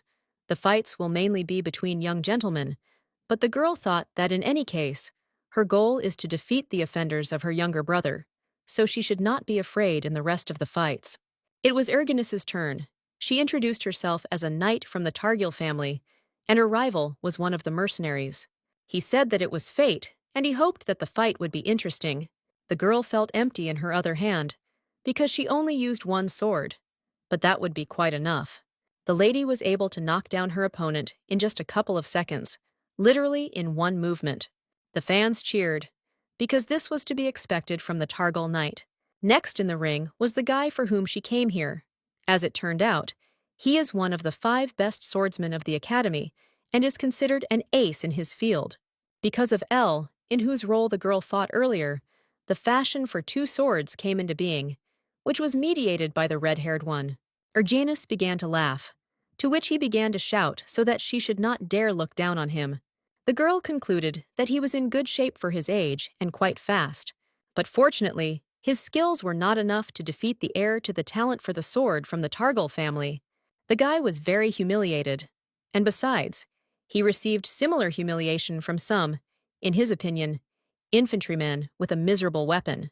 With thoughts that he simply could not lose, the opponent rushed into battle, when suddenly Erginus changed her hand. The boy was surprised when he realized that his opponent was right-handed. After a couple of minutes of battle, either from fear or humiliation, the main bully fell to the floor, bursting into tears. But the girl smirked, saying that he was using the rapier incorrectly. Due to the fact that Erginus married for convenience, Aston thought that it was very difficult for her. But yesterday, Sean Caraxes helped him and even scolded those boys. And the sister, in turn, simply made an appointment with him. Aston didn't understand what exactly was going on here. The guy was distracted from his difficult thoughts by Sean, who had just come for him. The man immediately asked to be called not by his first or last name, but simply by his son-in-law. And then he also asked if he could call the boy by name. The man looked around and asked Aston to take all his valuables with him, because soon this room would be completely changed. Aston was very surprised by such generosity and care from his son-in-law. He took the box of letters, saying that this thing was the only thing that was important to him in this room. Sean explained that the guy in front of him cannot be shy and call Erginus his big sister. The man ordered the box to be left for his bodyguard to keep. Reeve introduced himself, saying that he was in charge of commanding the knightly order of Targael. The boy was taken to an expensive place, where a kind woman began to take measurements in order to find the guy good clothes in the right size. The son-in-law said that, to start with, they would order 5 sets of casual clothes, 1 formal suit, and 1 formal business suit. But if he liked something else, they would buy that too. The man gave Aston his clothes until new ones arrived, and then asked him to throw away everything, including his current school uniform. Suddenly, the guy began to worry that all this was too expensive. At a joint dinner, the blonde said that his son-in-law did not have to do all this for him, but Sean just grinned, answering that all this was not for him at all, but for the approval of his older sister. When Erginus got her arranged marriage, Aston promised himself that he would graduate from the academy as soon as possible and get his sister out of this hell. But now the Count doesn't look like the one who would drag the girl into hell. In an instant, the man began to instruct the guy, saying that if problems with classmates arise again, then an ordinary knife, or even a fork, will do. Caraxes handed the guy a knife, but he instantly froze in fear until he realized that the knife had not even come close to his neck. The boy could not understand whether his sister would feel good next to such a person, but the man continued to say that if Aston sits with folded hands, he will be regarded as prey, so he needs to fight back by any means possible. Suddenly, Sean asked if the boy knew that Ergenis might like him. Such a question made the schoolboy wonder whether this was really a marriage of convenience only. Aston did not remain silent and asked if Sean had feelings for Ergenis. To be honest, the man was not entirely sure about this, to which the guy asked what exactly the Duke meant.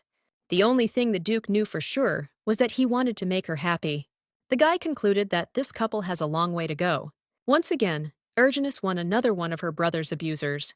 The girl had a very pleasant lightness in her soul, because she had sufficiently mocked the guys the same way they mocked her younger brother. She immediately decided that if she saw something like that again, there would be no living space left for them. Ivana said that the Count had finally returned.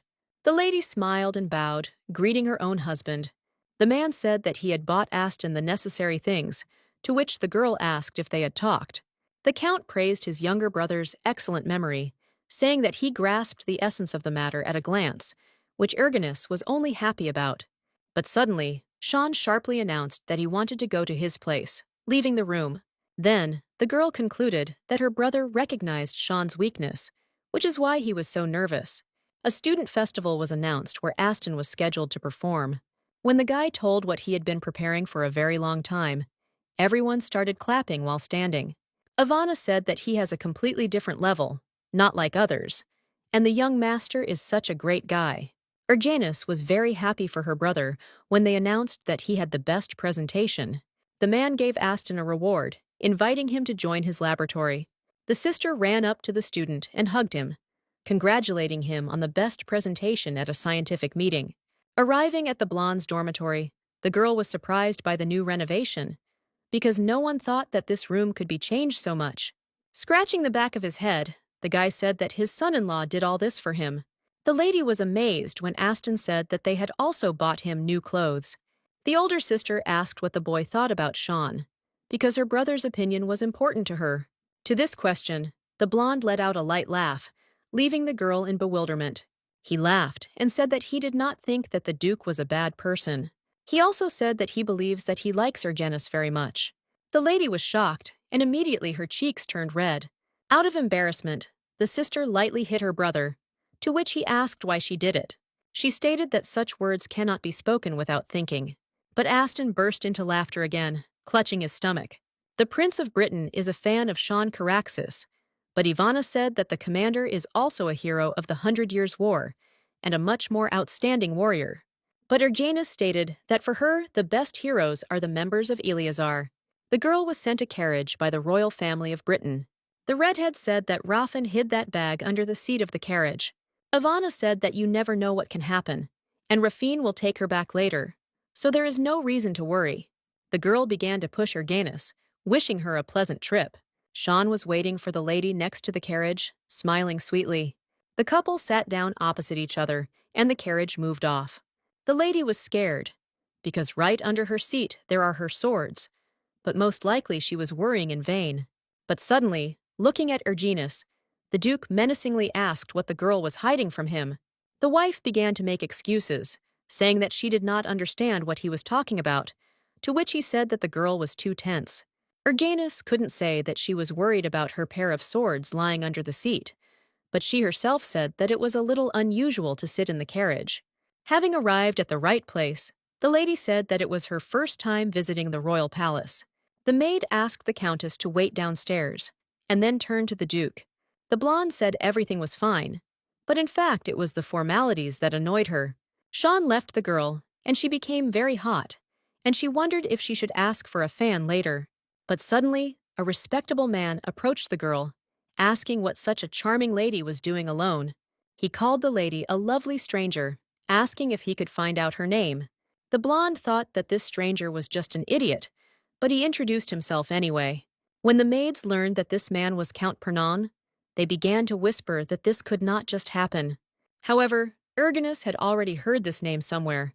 But suddenly, the girl remembered that this man was the father of the brat who bullied her brother. The blonde introduced herself, calling her husband's last name syllable by syllable. Suddenly, the maids intervened in their dialogue, saying that Ergenis was a guest, personally invited by His Highness, and he should show respect. But the man brazenly touched the lady, asking for an apology. He asked not to be so cold and to shake his hand once. To this, the girl concluded that he was definitely a crazy person and as impudent as his little son.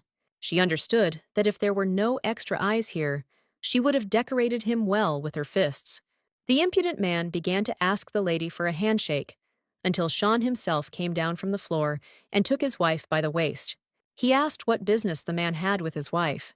He was indignant about this unexpected man, who had ruined all his plans for the lady. After the Duke said everything, he took the girl by the arm and led her away so that no one would pester her again. The blonde talked about who this stranger was, hinting that he was the father of that same guy. He apologized, justifying himself by saying that his wife was incredibly beautiful, and he forgot for a moment. The Count was already thinking through a plan to kill him, when suddenly the maid announced that His Highness was waiting for him. The man took her hand and quickly led her to the right place, so that she would not stay with him under any circumstances. The old pervert began to think that Lady Targle had a very pretty figure. Ergenis was both embarrassed and amazed that Sean was actually jealous of her. His Highness greeted the couple and invited them to the table.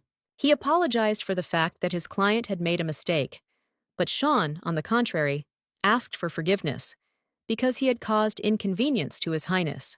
After all, most likely, due to personal reasons, he overreacted. When asked what her personal reasons were, the Count told him that the other day she saw Parnon's son attack his brother-in-law. Apparently that's why he was overcome with emotion when he saw the man.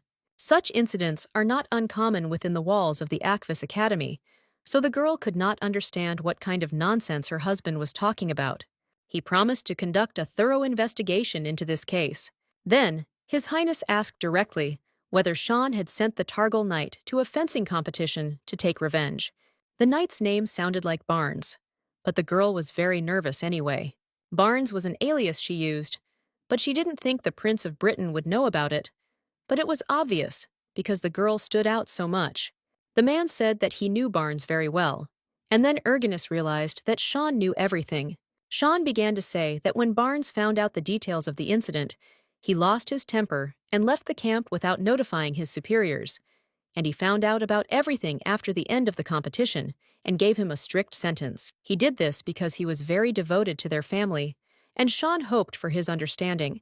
And a knight from the famous knightly family of Tragael competed in the amateur competition. The girl understood that Sean simply could not know about this and made it all up. Surprisingly, the prince believed the Count, and then stated that he would like to meet Sir Barnes once. Sean replied that today he was not among the knights accompanying them, but he would definitely try to arrange a meeting with him next time. The man turned to his wife and said that he noticed that she had been hot all day today. Ergenis was glad that Sean had excellent artistic skills, but she did not understand what exactly he knew. In fact, the Duke's humble servant had already passed on information about the families to which those three belonged. He was informed that a knight of the Targil family had taken part in the Akvis Academy fencing competition, to which Sean asked his name. The man immediately realized that they did not have a knight with that name. The Duke immediately realized why the girl so easily sent her and her brother for a walk into the city. Most likely, she asked someone from the squad to avenge her brother, or she is that knight. But the man decided to believe that it was just his imagination. The prince was very upset that his guests were leaving very quickly. He asked next time to look into his palace and share a light conversation with him. After getting into the car, the blonde smelled a strange aroma, to which the servant stated that it smelled a little strange, and he sprayed some perfume. The girl could not calm down, because Sean was constantly silent, and she was worried that he knew more than she would like. But suddenly, he began to make strange sounds, to which Ergenis immediately jumped up and asked if everything was okay. But in an instant, she was overcome with fear, because her hands were stained with blood. Tragael demanded that the carriage be stopped immediately, and first of all, the guy had to be laid on his back and his clothes taken off. The girl began to check his breathing, when suddenly Sean began talking about poison. Ergenis remembered Ivana's words about the wonderful poisonous mixture and related the smell to the strange food. But suddenly, someone shouted that they were all enemies of Hegleton and they all needed to be killed. The girl realized that they were under attack and screamed that the knights needed to be stopped. The blonde began to wonder if she could get her weapon, because Sean was only paralyzed, but he was of his right mind. She needs to protect herself and her husband, but then the Count will understand that Erganus and Elle are one person. The lady was faced with a choice of what was better, to die like Erganus or to die like Elle, to which she took the sword. The Count was shocked when he saw that all this time Elle's sword had been lying under her seat. A man burst into the carriage, opening the doors with a sword. Erganus stood up in battle and promised that when this was over, she would answer all his questions. The lady grinned, declaring that he should not die until he had paid for the third life-saving. The girl began to fight, taking on all the mercenaries. The Count's wife fought in heels, but this did not hinder her much in the battle, although it was uncomfortable. The men were shocked, because they did not know that there would be a woman in the carriage who wielded a sword. The men looked at each other and jumped up to attack the lady in a crowd and kill her. In the couple of seconds that the girl had, she thought that their target was Sean, which means she deals with the best of the best killers. Moreover, due to the poison spreading through Sean's body, she has too little time. Erganus, having thought a little about her movements in advance, began to spin upward, pushing away the flock of killers. She didn't want to kill them, but she simply has no other choice. According to the lady's plan, she was supposed to kill the man with one blow, but he suddenly waved his sword. The mercenary, with deft movements, wounded the blonde in the leg, causing her to feel severe pain. The mercenary's next blow came to the head, but thanks to a good reaction, Erganus was able to dodge. The girl concluded that they should die as they did then. Therefore, dropping down, the lady pierced the attacker through and through with a blow to the chest with her sword. The rest of the guys gave an order that we couldn't relax because she was a woman. Hearing these speculations, the lady only looked at them indifferently and rushed into battle so as not to waste extra minutes. The opponent of the enemies had to be Sean, because they, the most elite unit, spent a lot of time preparing for a fight with him. This should have been the perfect opportunity to get even with Hegleton's enemy. But no one even suspected that Countess Targael was so good with a sword. In the battle with Erganus, it seemed to everyone that she was not only good with a sword, as if a monster of the 100-Year War was standing in front of them. Having dealt with them, the girl looked at the carriage to help Sean, when suddenly she saw that one of the men was holding a sword at his throat. The horseman began to threaten that if the lady moved, he would kill the Count. One of his demands was to throw the swords aside. The man giggled disgustingly, saying that he was very excited by the fact that Erganus obeyed him unquestioningly. Having thought to himself that now he could do whatever he wanted with this lady, the horseman ordered her to slowly approach him. As soon as she was a couple of meters closer, the killer announced that now Targael must undress. Erganus asked Sean not to move, but to just wait. She, with complete indifference in her eyes, set to work, exposing her shoulders and legs. The man began to come closer to touch the woman's breast, but as soon as he got too close, Erganus just smiled and hit him in the face, cutting off his head with a sword. The blonde smiled and said that she was also good in hand-to-hand combat. Covered in dirt and wounds, the girl brought the Duke to the bar, asking Ivana to help. She asked to tell about everything that the blonde remembered, to which she only began to say passages about poison and poisoning. The girl asked the guys to bring her bag with medicinal herbs, as well as warm water with a heating pad. Ivana stated that the commander also needed to be treated. When the girl woke up, a submissive advisor stood next to her husband. Erganus asked to contact the British royal family in her place, and if she intervened, the incident would escalate into a diplomatic conflict. From this moment on, for everyone, Erganus tries to cope with the shock and restore his health. The Countess understood that Sean now had many questions, but she could not tell anything. Walking towards the bar, the commander began to apologize to her guild. To this, the guy said that this is not something for which a girl should apologize. Ivana said that the coachman's manner of speaking had a subtle Hegleton accent, so she asked Rafine to put the saber in the carriage. The poison from which the gentleman suffered belongs to poisons that react to certain odors, and finding such a poison is like plucking a star from the sky, and Sean could not have dealt with such poisoning on his own. Fortunately, the girl had an antidote. The Count recovers much faster than an ordinary person, and tomorrow he will come to his senses. Erganus said that tomorrow she needed to decide, before her husband opened his eyes, whether she should stay or whether she should run away. She revealed that during this incident, she revealed her identity to Sean. The guy said that if Sean had a conscience, he would not harm the lady, given that she had already saved his life 3 times. Rafine also said that he believes that Caraxes likes the commander. Ivana, seeing the embarrassed face of her commander, almost bit the guy with her teeth, saying that he had no right to say such words to a girl. The lady advised Erganus that before leaving, she should talk to Sean once. The blonde decided that she would look at him for a second and understand what to do. But as it turned out, the man had already come to his senses and was looking at the moonlit night. The Count turned around, seeing the girl. He called her by the name of the night. He initially noticed that the food was poisoned, so he carefully examined the prince, but did not notice any signs that it was his doing. But in any case, he thought that no poison would work on him. But the criminal found enough information about Caraxes. Previously, he did not care about death. He was ready to welcome it with open arms. But today, he did not want to die. He was very bothered by the thought that something might happen to Erganus. The man recalled with fear the moment when his wife went into battle, because then he only guessed that she was Elle. Once again calling her by her cherished name, he hugged the girl tightly. Sean guessed about his wife's little secret, but he was very happy when he was convinced that his guesses were correct. There were a lot of questions, so Sean started with the fact that Erganus lied to him. To this, she stated that she simply could not say. Sean was very offended, and offended that Erganus thought that he was on the side of the crown prince. In turn, the girl looked away, neither wanting to confirm nor deny his words. Sean looked at the lady, placing his warm hands on her cheeks, and also informed her that he was always on her side. Erganus said she completely trusts her husband, that he is on her side. When he was convinced of the accuracy of her words, the Duke kissed the girl. The man, even holding his own wife in his arms, could not shake the feeling that she was about to evaporate.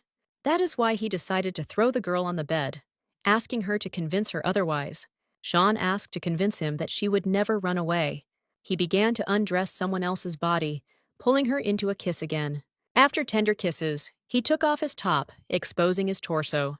The Duke immediately warned that if the lady was going to leave, now was her last step to say so. This was due to the fact that he would never be able to let her go from his arms again. But Erganus laughed it off, saying that she would not run away, because the man owed her his life for saving her 3 times. The man began to move lower, touching the wound site in the thigh area. The girl, remembering that her husband had recently vomited blood, said that he was a patient and needed bed rest. But Sean just smiled lustfully and said that they would check how healthy he was. But Erganus hastened to remind that they should share a bed only when she wants. In this case, the man could only make the blonde desire him. To this, the girl embarrassedly screamed for him to stop, because she agreed. The Duke said that today he would give her more pleasure than on their first night. But the girl didn't even suspect where exactly her partner would hold his tongue. The man looked at the lady and grinned, asking if she liked his actions. Sean said that he doesn't see anything wrong with this, because it makes the girl feel good. Erganus, compared to last time, had different sensations, which seemed strange to her. The Duke again called the lady a man's name and went inside, causing her to moan gently. It's strange that every time she finds herself in Sean's arms, the girl feels pleasure and peace of mind. The next morning, the girl woke up on her husband's lap. Erganus said that she was embarrassed when they called her by her old name, because it was probably also unusual for Sean. To this, he replied that there was nothing of the kind, because earlier he had guessed that Erganus might turn out to be Elle. Maybe it was for the best that she revealed her identity before Sean presented solid evidence that he was right. The Duke said that he always wondered if after the war, she thought about him at least once. The blonde said she thought because she thought he was special. The man clearly wanted the details that were visible in his gaze. The girl said that she had the feeling that a connection had formed between them, as if their souls were parts of one whole. The man put the lady's hand to his chest, saying that if she continued, he would not be able to hold back.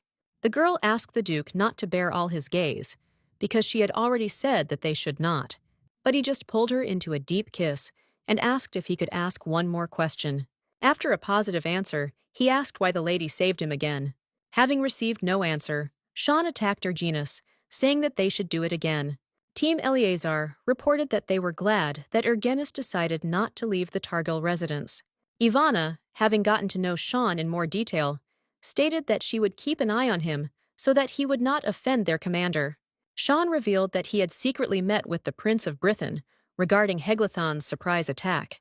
Afterwards, the man said that this incident would only benefit them.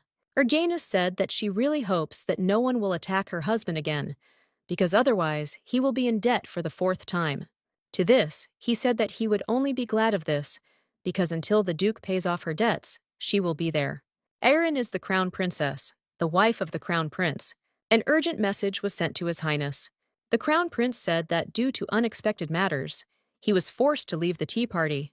Tom was informed that the queen personally wanted to visit the empire. The kingdom of Ree. This country is famous for its unusual spices and exotic luxury items. Many countries tried to establish ties with the queen, but she did not respond to any invitations. Therefore, the prince proclaimed that after the victory in the 100 Years' War, new horizons had opened for the empire. He said that she would meet with Ilwoods, and then come here through the teleport located in Inisian. It is said that the queen and Eelwoods are very close, which greatly played into the hands of the empire. The prince ordered everything to be prepared for Her Majesty's arrival. The man presented His Majesty with a scroll, or rather an answer from Valois. The queen took it and began to study it. She snorted with displeasure and threw the letter on the floor, declaring that if it were not for her old friend, she would not have taken a step towards the empire. The servant only fell headfirst to the floor and asked the woman to have mercy, since the fate of the continent was at stake. The queen's job was to verify the authenticity of that soul, and also check that person, or rather Erginus. Sean and Ergenus also heard news about the queen's arrival. They did not understand what her intentions were if she never traveled outside the kingdom of Rio. The girl was upset when she realized that they would not stop at Himob on the way back. Seeing the blonde's disappointed face, the man said that they would have time to visit their property. The couple set off on horseback, and it seems they even made it in time. According to recent reports, problems have arisen here due to the huge number of thieves. The girl concluded that this is why he sent the robbers here. The men, noticing the silhouettes, began to shout something, but suddenly they saw that the lady was standing in front of them. The robbers began to rejoice that Erginus had finally visited them. At first, one of them began to greet Sean, thinking that he was their master, but he instantly directed the guy towards the lady. The mercenary asked how he was. To this, he stated that he was very pleased to meet the Targil family. Erginus asked what happened that they couldn't sleep in the middle of the night. The people said that recently they have been attacked by bandits very often. The reason is that Kibam has become the richest settlement in the area, and the thieves decided that there is something to profit from here. Recently they fought with the strongest bandit gang, Red Wind. Fortunately, they quickly formed a militia and fought back, thanks to the people Erginus sent, but they cannot be sure that the bandits will not return. The man said that he did not understand the situation well enough, and also asked what measures he had taken. Demis, confused, said that the first thing that needs to be done is to strengthen the entrance with wooden beams. Sean said menacingly that Demis, as the person in charge of this settlement, receives a salary. Then the Duke chuckled, saying that his wife was very merciful compared to other lords. When the guy confirmed these words, papers flew at him, with the words that he should bring reports, not this garbage. They explained to Sean that Demis comes from the common people and doesn't really know how to govern the territory properly, so there was no need to take it out on them. But the man replied that if a person has no chance of success, he needs to let him know about it right away. Then there will be no serious problems in the future. A meeting was held in the fortress of the Red Wind Bandit. They talked about how the people from Himob are no match for some village militia, and this is a completely different level. The head said that there really are such people there, but there are not many of them. Himob is a separate place, so communication with the capital is delayed. And besides, it is not such an important point to send volunteers there. He decided to gather all the robbers and go to storm Himob. Erganus was worried that those people would not be able to adapt here, but it seems in vain. Ivana called the commander to her, telling her to quickly follow her. The girl showed the horsewitch flower, It must be collected before the night dew fades and processed. Then it will become a powerful hallucinogen. Due to recent events, Erginus and Sean have developed a very ambiguous relationship. But the only thing that changed was that she revealed herself as Elia, and every time Sean called her name, for some reason, her heart beat faster. The lady was thinking too much about her husband, when suddenly she noticed that Ivana was missing. In fact, she was dragged into the bushes and held by the throat by robbers. They covered the girl's mouth with their hand, ordering the others not to move. But the guys just smiled, because the redhead managed to bite their hands, shouting that they stank terribly. Raffen laughed loudly, saying that there was no point in running away alone. The guy's sonorous laughter was interrupted by the menacing voice of the head, who asked if they were residents of Himob. He said that meeting such a beauty in such a remote place is a treat for the eyes. He called her Fiod's concubine, appreciating the girl's chiseled figure. Then, the robber became angry when Ergenis hurried to kill him. The blonde grinned and declared that she was the mistress of these lands. Their militia is divided into 12 detachments, and orders must be given to each detachment commander separately. Sean ordered the number of detachments to be halved, and if the guy was to uselessly split the militia into detachments, difficulties would arise with the transmission of orders. Suddenly, the bell rang, because the movement of the torches looks organized. Madame was nowhere to be seen, although she had gone outside the stockade with Eleazar's party. Realizing that Milady was in danger, Sean ordered Reeve to lead the knights with the militia and protect Himob. He said that he would find Ergenis along with Eleazar, and then they would break through. And if suddenly, during the battle, a dangerous situation occurs, then it is worth abandoning Himob and directing all your forces to protect the inhabitants of the feud. The robbers said that this was complete nonsense, because a woman could not be the owner of land. Also, the man stated that Himob would soon belong to him, because his robbers had already launched an attack. Ergenis hurried to get her weapon, saying that she needed to deal with them and return to the Duke. Since they do not know how many of these robbers there are, Ergenis ordered to save strength. Then, she declared that she would rescue Ivana herself. The robber said that he would not spare her, even because she was a woman. But the blonde replied that she was also merciless towards men. Or rather, she grinned. Angry, the commander of the robbers ordered to kill all the men and take the woman alive.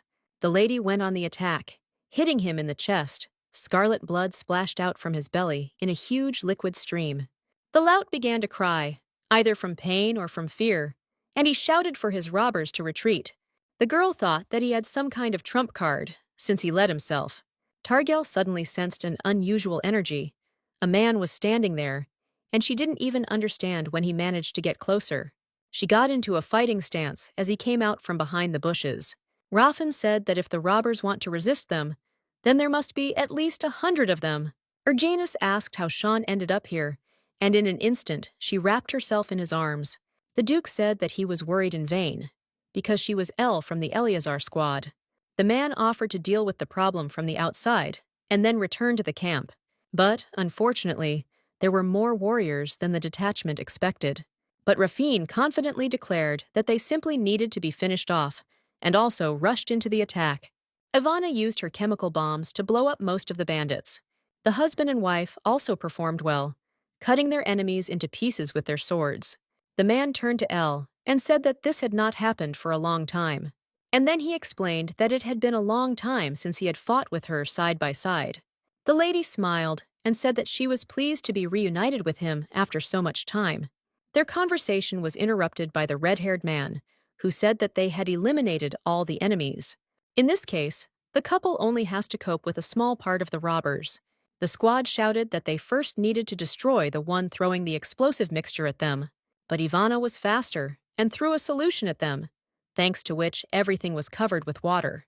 The archer said that this was too cruel, because if she left everything like this, the robbers would die, turning into a bloody liquid. But suddenly, the man immediately noticed that one of the enemies approached Raffine from behind and accurately shot him in the head. The robbers did not understand why they were losing, because they were 50 times more numerous. On top of that, Sean never drew his sword, which is why the guys considered him a monster. The guys decided that they would win if they all went at once. But one movement was enough for the Duke to wipe those off the face of the earth. Following all these actions, the man put down his blade, and the robbers decided to attack again, because now the monster is vulnerable. But how wrong they were, because in an instant, Erginus flew out from behind the bushes. No one even understood how it happened, but Targil's skill was enough to protect Sean. At the moment when the blonde showed herself in all her glory on the battlefield, she noticed Reeve, who saw it all. The girl apologized to Sean because she was distracted by the advisor, who was looking from under the bushes. The husband demanded that the lady not leave him, to which Erganus stated that this was not necessary. She explained that she had not been in danger before either. The Count suddenly asked why the girl smiled so radiantly at Sir Collins, asking whether she felt free. The robbers began to give orders that first of all they should kill the blonde. Everyone got ready for battle, but only Sean asked who their leader called a bitch. Erganus was amazed at how quickly all the enemies were killed. Not a single intact sword remained, and the rest began to hide in horror behind the treetops. In an instant, Rafine asked the commander whether it was worth keeping such a monster as a spouse. The guy explained that he wants the girl to divorce him because he is dangerous. She covered his mouth with her hand when he said there were many places to run away to. She turned his head to the malicious Sean, who was coming on the attack, and asked what he thought would happen if she demanded a divorce. It was dark in the forest, and when they fought, the locals did not see Erganus, but she was very frightened by the fact that Reeve now knew about everything. Residents of the city thanked Targael for killing all the bandits. Sean demanded that every effort be made to restore and develop these territories, and they urgently need to go to the capital. The girl's back was literally burning from the look of the advisor, who was still in shock. Erganus asked him to stop, and then Caraxes said that he would sort everything out himself. Arriving home, the lady decided that she would immediately go to the bathroom, because she was very tired. But suddenly, Sean decided that he would take a swim first and began to take off his clothes. Erganus was overwhelmed with shame and embarrassment, although this was not the first time she saw him without clothes. Since the girl also wanted to take a bath, the man suggested going together. The girl screamed that their subordinates would not understand, to which he said that he would order that there should not be a soul in the immediate vicinity of the ablution room. He picked up the blonde and said that they were just taking a bath, and there was no need to complicate things. The lady was absolutely sure that this would not end with a simple wash. Still, they lay in the hot bath while Sean hugged his love. The wife asked, since the bathroom was so spacious, why they had to sit in this particular position, because it was very embarrassing for her. To this, the man said that he wanted to give her a bath, because the girl was most likely tired. But the girl pushed the alien body away from her, declaring that she was able to wash herself because she had her own hands. Erganus herself didn't notice how she suddenly began to touch his body, thinking that his skin looked perfectly smooth. But if you touched, you could feel the scars, and these were the consequences of how he stubbornly survived all this time. She remembered the wound he received before Erganus pulled him from the battlefield. The girl was about to leave the bath, when suddenly her husband stopped her, asking where she was going. He hugged her tightly from behind, not wanting to let her go anymore. The man touched the lady's earlobe, lightly biting and licking it. He looked at her, telling her that if she didn't want to, then she should just push him away. It's strange, Erganus can easily engage in battle with 10 opponents, but for some reason, kissing this man makes her blush every time. She thinks that it would be much easier for her now to fight someone with her eyes closed. Sean began to kiss her, and she, in turn, wrapped her arms around his neck. The blonde asked if the Duke really wanted to do vulgar things right now, but he just hovered over the lady and said that he had such thoughts, but he was worried that she was against it. The blonde said that she doesn't mind, but in her opinion, it happens too often. The Count said that he needed to do this at least once a day, to which Erganus was shocked. Becoming one with Sean, the girl really liked it, but every day is too often. According to the terms of the contract, they were required to share a bed once a week in order to acquire a successor. But for some reason, this situation makes a man think that he has already forgotten the last time he hated a woman. The Count made a decision for himself that he wants his wife as much as he loves him. The lady sincerely did not understand why she turned into a weak-willed idiot as soon as she looked into his eyes. The man asked the blonde to talk to him, because they rarely talk. He asked if there was anything the girl would like to receive. Sean asked not to be stubborn, because if she wanted something, she could share it with him. The Duke's look said that he would fulfill any request of his wife. But the girl hastened to laugh, saying that he had such an expression on his face as if he was ready to bring the Valois Empire on a silver platter if she only mentioned it. If that was her wish, Sean asked what about the uprising. Erganus became very tense, hoping that the man was just joking. But his look and the whole atmosphere that he himself created made it clear that Caraxes was absolutely serious. They say that if she makes even the slightest movement of her head, the county of Targael will instantly become the center of a rebellion against imperial power. But the lady decided that now she needs to figure out what she wants to get. The blonde said that she doesn't need an empire. She wants a bouquet of flowers, because she adores them so much. In fact, the girl blurted out the first thing that came to mind.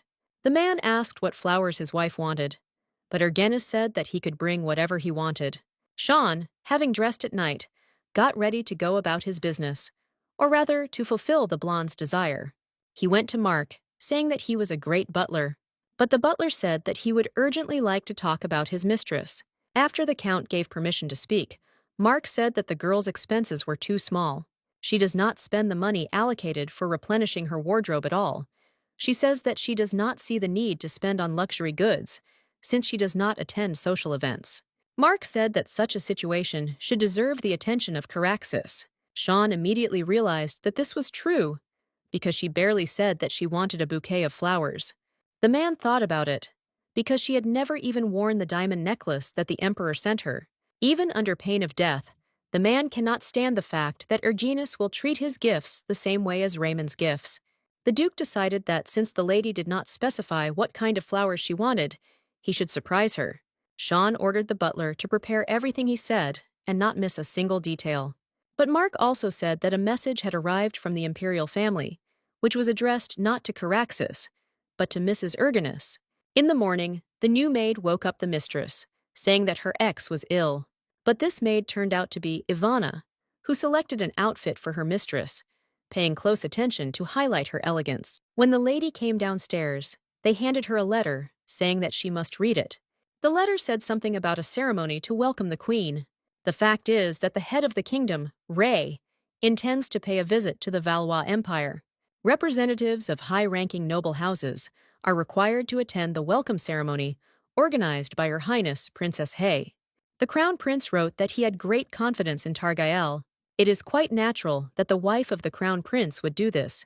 She is fluent in the language of the Kingdom of Rio and is familiar with their culture, so she will be able to communicate with them on equal terms. But the only thing the blonde knew about the Kingdom of Rio was how to use ceramic dishes and brew local tea. Also, Her Highness invited Erganus to an official dinner. Having learned that Miss Cecilia would also be present, the girl concluded that it would be quite fun. At a moment when Mark was minding his own business, Reeve ran up to him and asked if he was very busy. He hastened to ask whether the butler knew that Madame L was from the Eleazar squad. But, from the man's surprised face, one could say that he was hearing about this for the first time. The guy said that before his eyes, my lady soared into the air, wielding 2 swords. However, Mr. Caraxes hastened to report that day that Reeve's eyes had deceived him, and nothing of the kind had happened. He immediately understood why the gentleman had just ordered flowers to be prepared for Madame. Since this was a very romantic order, the guys concluded that the Count loved this girl very much. In the morning, Erganus woke up alone, thinking that Sean had worked late today. She was very angry that he was busy every day. But suddenly, the girl was shocked because Sean came out to her instead of the maid. She asked why the man did not go to work, when suddenly Caraxes handed the lady a bouquet of flowers. This was the first time the blonde had received such a bouquet from someone. Delighted by this, the blonde kissed her husband. After this, the man said that now he really had to go. When he left, servants followed into the chambers, who began to serve thousands of decorations, saying that all this was from the master. At this, the girl was very surprised, because no one had given her such luxurious gifts. A couple of hours later, Her Highness greeted Miss Targael. Suddenly, the girl asked if Erganus was happy, to which she completely did not understand what the question was about. She and the princess were similar in many ways. She was sold to the war hero Sean in order to save the Targal clan, and A was sacrificed to the imperial family for the glory of the House of Seraph. The marriage unions of two great families attracted everyone's attention, and everything that related to their family life became the most discussed topic in the secular world. The lady asked for forgiveness because she felt too comfortable in company with Erginus. The blonde suddenly said that a girl doesn't have to look perfect. She explained that there is no need to play the role of an ideal wife for other people. But suddenly, Targael immediately fell silent, realizing that she had blurted out too much without thinking. But Her Highness smiled, saying that this was the first time such words had been spoken to her. Suddenly, the lady announced that Miss Cecilia had arrived. Cecilia knew for sure that Erginus had no idea why she was invited here. She couldn't understand how the girl dared to take her man into her hands, because Sean was originally hers. Cecilia made the decision that she would torture Targael to the point that she would regret her marriage. Erginus was known for not paying much attention to her wardrobe, and the girl could make fun of her and humiliate her on this basis. But the envious woman's plan went to the bottom, because the blonde was wearing a dress from the new collection, which appeared on the window only a couple of days ago. She was surprised that after talking with the lady, Her Highness was in such a good mood and a strange smile. Usually, the princess had a sullen expression on her face, so the lady had no idea what they were talking about. She hastened to talk about rumors that Mrs. Targael had previously wandered around the countries and was engaged in trade. For this reason, it seemed to her that she was fluent in the culture and language of the Kingdom of Rey, and therefore recommended her. She said that Erginus must have accumulated many interesting stories and asked to share one of them. Cecilia merely met Milady's gaze, but she had a suffocating feeling. Erginus understood that the lady was not able to withstand her aura, but at the same time she continued to conflict with her. The girl said that her parents died when she was very young, and she was left alone with her younger brother. She thought that for the sake of the only remaining member of her family, she needed to put aside her pride and, at any cost, find a way to survive. That is why she took up street trading, and a lot has happened since then. However, Targel boldly stated that not once since then has the honor of her family and her younger brother been tarnished. After this, she said that Cecilia could not control herself, as she felt ill, and the maids took her away. Her Highness asked not to judge the lady strictly for her tactlessness, but she secretly said that after the blonde's words, she felt relieved, because she didn't really like her behavior before. At the end of the evening, the girl asked to visit her again, because she had not had such a fun time for so long. Seeing a man in the distance, she thought that he was a representative of the nobility and greeted him. He glanced at her, saying that today was a beautiful day for a walk. Erginus instantly recognized that this man was Enoch's seraph. She knew that he was the princess's brother, but for some reason they were too different. The only thing the girl didn't understand was why the man kept glaring at her. In an instant, His Highness began to praise Targel's appearance, and then, introducing himself, he demanded the lady to do the same. Erginus immediately realized that he was up to something when he invited her to talk. He said that he had no idea that Countess Targael was so charming. He told her that the color blue is a symbol of the Seraph clan. The blonde immediately concluded that this man was out of his mind and needed to get away as quickly as possible. She said that it was time for her to go, to which the prince stopped her, asking her to stay. He apologized for his tactlessness, but asked permission to touch her face. The lady heard that Duke Seraph always wears gloves due to mysophobia, but also, Erginus understood that if she dodged his hand, it would be regarded as disrespect. But suddenly, the saving voice of Sean was heard, calling his wife. The pervert said that the count was acting as if he had witnessed a secret meeting, but he just grinned, saying that he clearly had a hobby, namely, to harass married women. The prince replied that it was funny for him to hear such words from a man who had always been indifferent to representatives of the opposite sex. He smiled and turned to Targael, saying that he had a great time. Erginus was very angry, because she understood that if the man had not been a count, she would definitely have hit him. Sean immediately turned to Elle, asking if the girl was okay. He asked what happened, because the girl said that she would come as soon as the audience ended. She replied that nothing special happened. Just Seraph said that he liked the color blue, and all he did was try to touch the lady's face. But the count flew into a rage, and taking the girl by the shoulders, said that in such a situation, she should not say that nothing special had happened. The man began to shout that the blonde man was a crazy pervert who was sticking to her to which she asked to calm down. To calm her husband down, Targael couldn't think of anything better than to hit him in the stomach. She stated that if he did not listen to her, then she would not just sit and endure. She explained that it was not pleasant when that man touched her, so she did not lose her vigilance. The man should not forget that Erginus was from the Eleazar squad. To quickly change the subject, Erginus asked what Sean thought she looked like now. This question was important, because this is the dress that he gave her.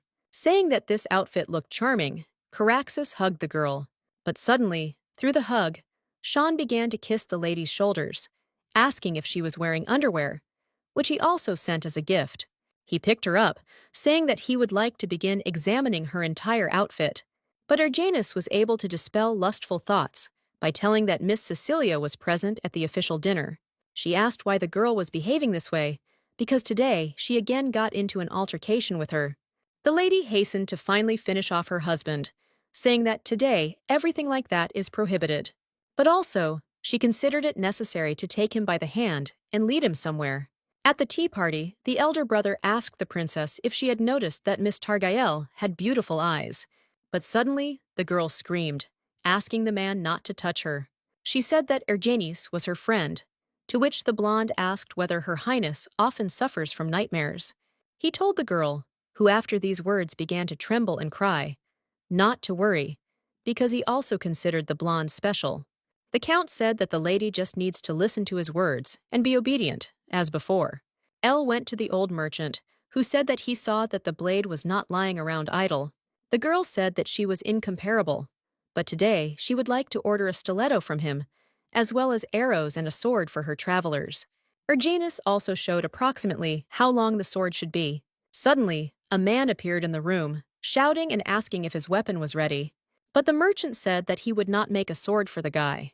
He said that Kat simply does not have enough abilities to wield a rapier and a mangosh at the same time. The guy began to act up, shouting that he wanted the same weapon as Elle's. Erginus really liked the fact that Master Harbin would not forge a sword if the customer lacked talent. But suddenly, the merchant said that if the guy could wield these objects as well as the girl standing next to him, he would forge these blades for him. The stranger hit the table with his fist, saying that he wanted to humiliate him because this was a lady, not some mercenary. The blonde had a bad feeling, because every time she comes to that place, something happens. But the man was not one of the timid, and as compensation, he would make swords for free, plus add a couple more weapons. The enemy began to say that although he was far from the Targil family, which was famous for its fencing skills, he was the head of the Lavelle family, and their people had been considered excellent warriors for many generations. He also asked to know the girl's name, but she refused to divulge it. With just a little force, the lady was easily able to change the trajectory of her opponent's blow. Targel only had a couple of minutes for the guy to be lying on the ground, with a blade pointed at his throat. The stranger did not become sad and angry. He proudly thanked the girl for her instructions during the battle. The guy remembered this lady forever, wondering who she was. The queen stood in an unusually beautiful place, apparently at the meeting place with Illwoods. The man asked if the woman had actually found the same soul. This soul was Count Targael, the hero who brought victory in the 100 Years' War. Illwood said that he suspects several personalities. Firstly, there are rumors that Duke Seraph of Valois has the blood of an angel, but they are still checking this information. Rio asked if the guy believed in these fairy tales, but he replied, taking off his bandage, that he was ready to grasp at every straw, and he had a request to the girl. He asked to touch Duke Seraph, and they would find out if these rumors were true. The blonde also explained that the queen will only have one chance, but if the man turns out to be not the one they were looking for, then they will have to start the search again. Everything is fine, because they still have a lot of time. Having learned about everything, Sean concluded that it was necessary to finish him off then. The servant was shocked when Erginus said that this was unacceptable, because it was necessary to kill him unnoticed.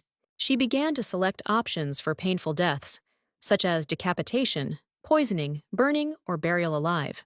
The Duke asked Fen if he had proof that Seraph was the customer. The guy said that he had no evidence, because he himself received this information by accident. And also, he explained that Duke Seraph specially organized a leak of information so that they would not refuse. Sean was very infuriated that a person like him would not leave a single piece of evidence. Suddenly, an advisor entered, announcing that an urgent message had arrived from the imperial palace. The news was that the teleporter suddenly activated. No one can use the teleporter because it is activated by Ilwood's divine power. And the only ones currently planning to use the device are the envoys of the Rio Kingdom. In other words, Queen Rehen arrived in Valois. She didn't understand why the situation seemed so familiar to her. All the ladies who stood in that place, all the men, it felt like the heroine was watching a drama. The prince greeted the queen, saying that they were all glad to see her. Erganus bowed with everyone else. When she suddenly noticed that the newcomer was looking at her, she didn't know how best to express her feelings, because day after day she saw eyes of different colors. But now, when he saw the black eyes, he felt that he had met a person from his native land. Her Majesty, in a rude tone, in her native language, asked why everyone was staring at her. Erganus was very surprised that the queen had just spoken to her in Korean. Local noblewomen were discussing the fact that Sir Syraxis would attend the reception today with his wife. Targil had never appeared at a social gathering before, and everyone was wondering why she deigned to show her face. Many assumed that the whole point was that the girl did not look good. But what was their surprise when Sean came into the room with Erganus, a girl with an unusually beautiful face. The blonde concluded that a place like this requires a strong nervous system. Caraxes, however, smiled and stated that it was the first time he had seen a lady so nervous, and apparently she preferred to stand on the battlefield. To this, the wife replied that it was her first time attending such a reception. The Duke, in turn, grabbed the girl by the waist and said that such techniques were a mere trifle. Also, he asked to remember that he is always next to his beloved. The aristocrats were surprised that Sir, whom he nicknamed an impregnable fortress with a cold heart, was able to smile so much. Erganus said that the other day she learned that she might be an expert in the kingdom of Re. Gossip continued to circulate around the palace that no one could have imagined that Erganus was such a beauty. The girl smiled welcomingly because she had more or less adapted. But suddenly, one of the girls accidentally spilled 2 glasses of wine right on Targael's dress. But fortunately, she easily dodged and the glasses fell past. And she, in turn, held the girl in her arms, asking if she was okay. Feora was ashamed, for which she asked to forgive her and also introduced herself. The blonde understood the girl perfectly, saying that she had stumbled because the floor in the hall was slippery. But suddenly, a concerned duke ran into the hall, asking the girls what had happened. Erganus said that for a moment, it seemed to her that they wanted to stab her with a knife. Caraxes understood perfectly well that these were women's wars, and he could not interfere, because all this was not done by chance. Finally, the long-awaited king appeared in the hall, who was announced to the whole hall. Following him, Duke Seraph was announced. Erganus, as a member of the Targil family and the Eleazar team, was extremely disliked by the crown prince. The man was surprised that Targil came to the event, so he hurried to compliment the lady. Sean smiled sweetly and asked if it seemed to the count that he was showing too much attention to his wife. The heir had already managed to surprise Sean, who was always cold towards all women, but he never expected that Duke Seraph, who considered all women vile creatures, would also behave this way. He didn't understand what attracted them so much to this woman. The countess is certainly beautiful, but she is still far from the courtesan who was previously famous for her unique beauty. And it seems she left high society with tears in her eyes after running after Sean. Literally in front of the lady's husband, that freak extended his hand to the girl, saying that he hoped that she was not against such intimacy. The man took the girl's hand and kissed it, which made Erganus feel disgusted. She didn't think it would be this disgusting, and she's glad she wore gloves. They did everything they could with Sean, and every time the girl felt indescribable bliss. As the lady realized, this bastard had just licked her hand. Everything was going great, and the blonde didn't understand why he still had a death grip on her hand. Finally letting go of the girl's hand, the count, blushing, declared that he had a lot of things to show her. But suddenly, unable to bear it, Sean got into their sweet conversation, asking them to control themselves. He smiled and said that he was a jealous husband, and he would not be able to restrain himself if he allowed himself anything more. To this, the blonde replied that he had done nothing of the kind, and did not remember that he had ever crossed any line. After Count Targil stated that he knew exactly how to shut a man's mouth once and for all, Erginus realized that he was going to throw down the gauntlet, and this could not be allowed under any circumstances. The girl held his hands, realizing that on such a day it was impossible to challenge someone to a duel. In an instant, such disputes were interrupted by a loud sound, namely the musical accompaniment of Her Majesty Rayhan's exit. People began to gossip about the queen's weight, because apparently, being a queen, she eats all the food from the table by both cheeks. Her servant tisked, because it was very disrespectful to behave like that. But Rayhan asked the girl to keep everything to herself, because she had not strengthened her self-control enough. By the way, she also asked where the girl she spoke to in Korean was. Ray was of the opinion that you shouldn't judge a person just by his appearance. You need to test the waters well. As Janice thought, the national language of the Rio Kingdom is Korean. Suddenly, the woman approached the blonde and asked what her name was. Although the girl understood the question, she would not want to take someone else's bread. But Miss Cecilia said that the queen believes that the countess behaved tactlessly towards her. She asked for an opportunity to explain, because the countess was extremely puzzled by the unexpected question, since she is shy of strangers. Those present immediately began to whisper, but Sean took her hand, thinking that if they said one more word, he would kill everyone, and he didn't care about any kind of diplomatic loyalty. Janice hastened to say that she was never afraid or embarrassed by strangers. She introduced herself, saying that Miss Cecilia had mixed up something. The girl also said that it was a great honor for her to have the opportunity to greet Her Majesty. Everyone was in great shock when they realized that the lady spoke the language of the Kingdom of Rio. Although Cecilia made a mistake in translation, he did not point it out, since he thought that no one among those present would understand what was said anyway. The current situation will greatly affect their reputation, but the queen was surprised by the knowledge. She said that she would never have thought that she would hear such a clear pronunciation of her native language in the Valois Empire. The menacing gaze fell on the translator because she did not deliberately mistranslate the queen's words. Everything would be fine, but the king himself drew attention to this, realizing that the girl wanted to frame Erginus. But the blonde hastened to say that during the translation, there was a little confusion. She asked not to worry about this, because the problem had already been resolved. The man was surprised that the girl was going to cover up a woman who was trying to harm her. All this was not at all for that harmful lady, but for the sake of Her Highness. The countess said that Miss Cecilia was very exhausted and should be taken to the restroom. The king turned to Erginus and said that he would like her to take the place of translator. The queen suddenly announced that she had arrived in a truly interesting country and also asked if Sean was her husband. As it turned out, the queen knows the imperial language, although Erginus heard that she only knows a couple of greeting words in the imperial language. Rayhan turned to the girl and asked her to help her enjoy the banquet. In the end, the blonde returned home and lay down on the bed, because she was very tired.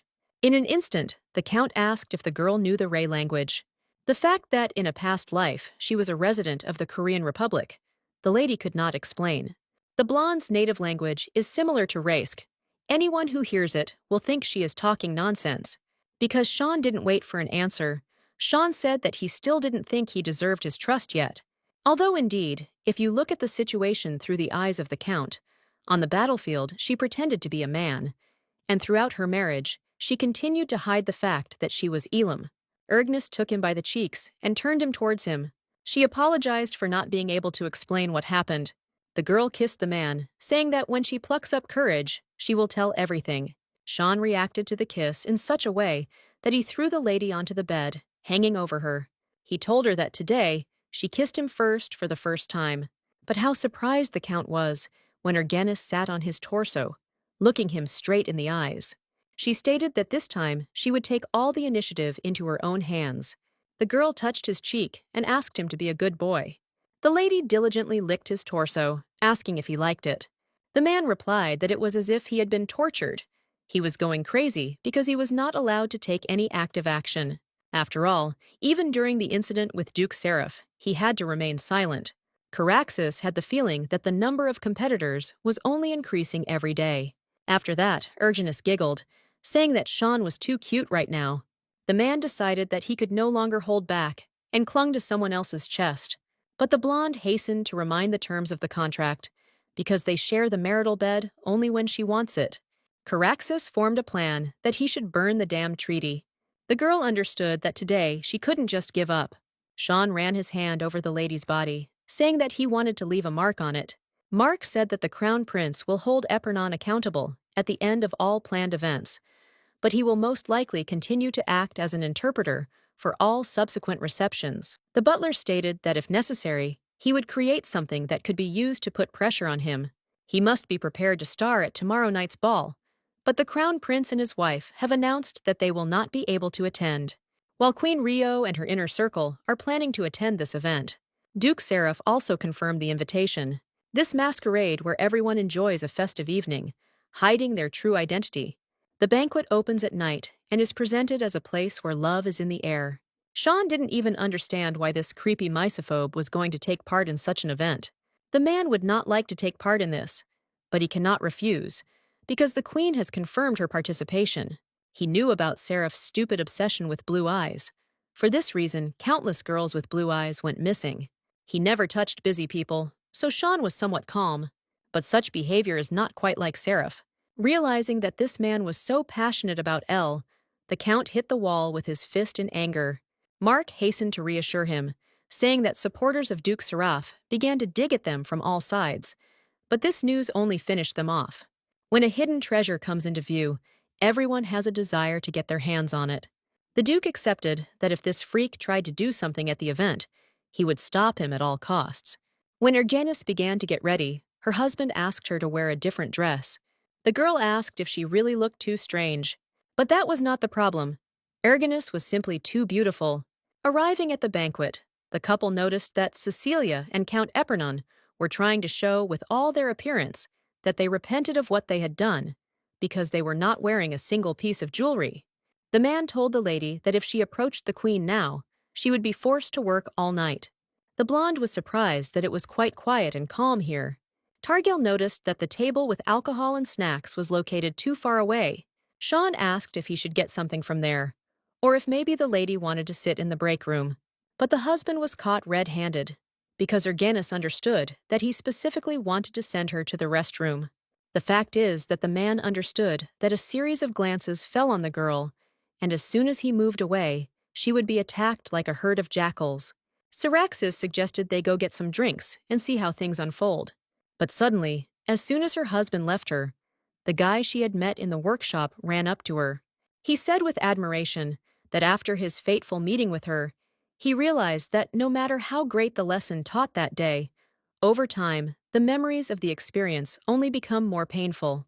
In an instant, Sean appeared from behind, and Ergenis asked to give her glasses. The boy began to talk about how the stranger should immediately let go of the lady's hand, not knowing that this man was her husband. Sean said that the lady hates annoying leeches.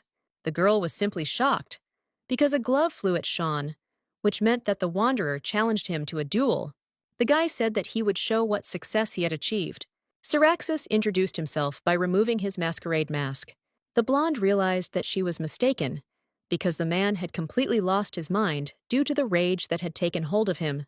Although Ergenis herself for a moment wanted to finish Cat off when he asked for the glove. The guy was shocked when he realized who he had challenged to a duel, and Sean suggested going outside. Queen Rio reappeared, asking what the commotion was all about. She said that something interesting was coming up. She always wanted to see what the Valois Knights were like. The man was indignant, because knightly pride and honor are at stake, and for her this is just entertainment. Even if the blood rushed to Cat's head, Targil still didn't understand how someone could be so crazy. Rayhan smiled and suggested that she become the judge of this fight. All the people seemed to have completely lost fear and began to expect a duel between men for Countess Targael. Ergenis, turning to the man, asked not to end the fight with one attack, but to fight as long as possible and not rush anywhere.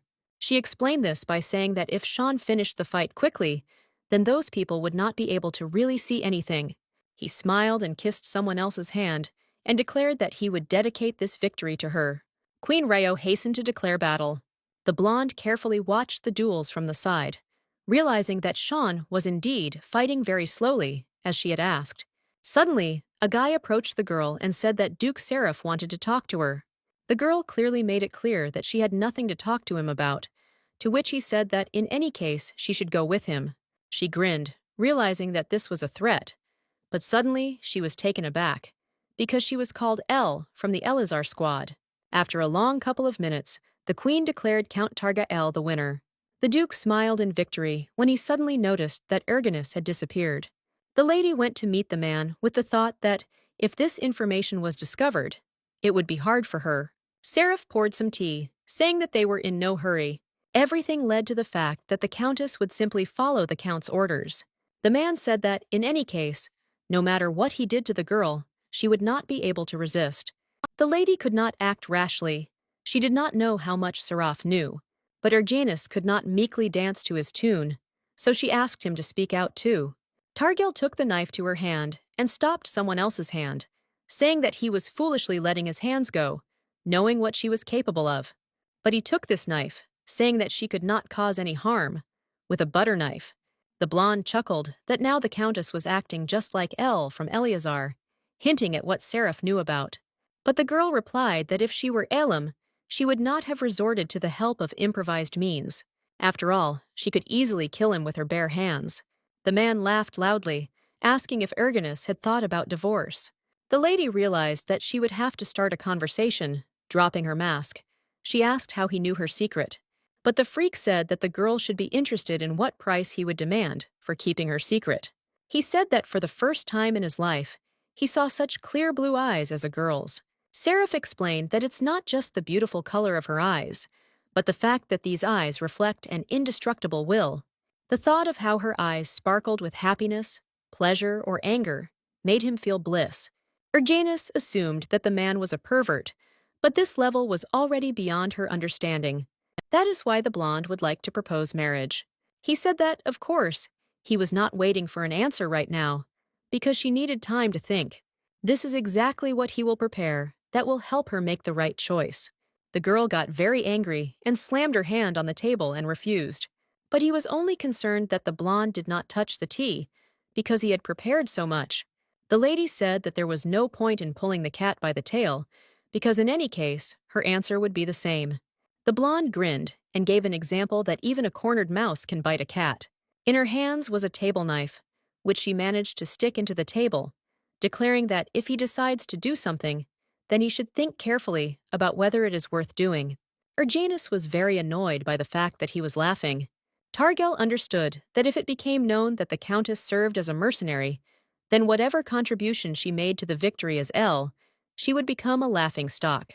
If it seemed only to Erginus, then she would not have worried. The only thing the lady was worried about was that this information would hurt Aston.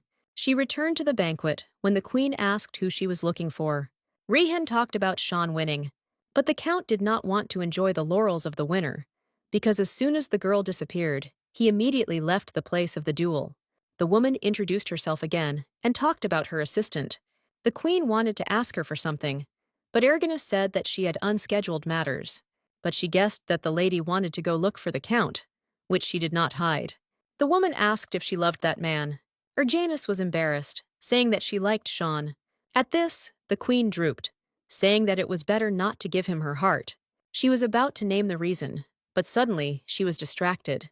Rehan bid farewell, saying that she was looking forward to their next meeting. The girl began to look for Sean in the garden, starting to scream at him.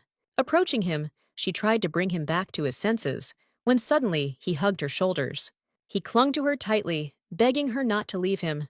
Targel did not understand why a man who had both money and fame needed her so desperately. At first, Sean was just wondering where she had gone.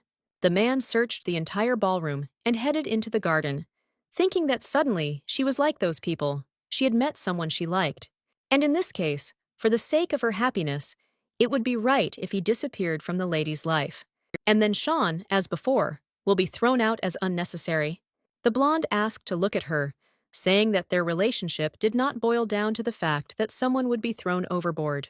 After all, the point is not that he does not obey her, or she does not obey him.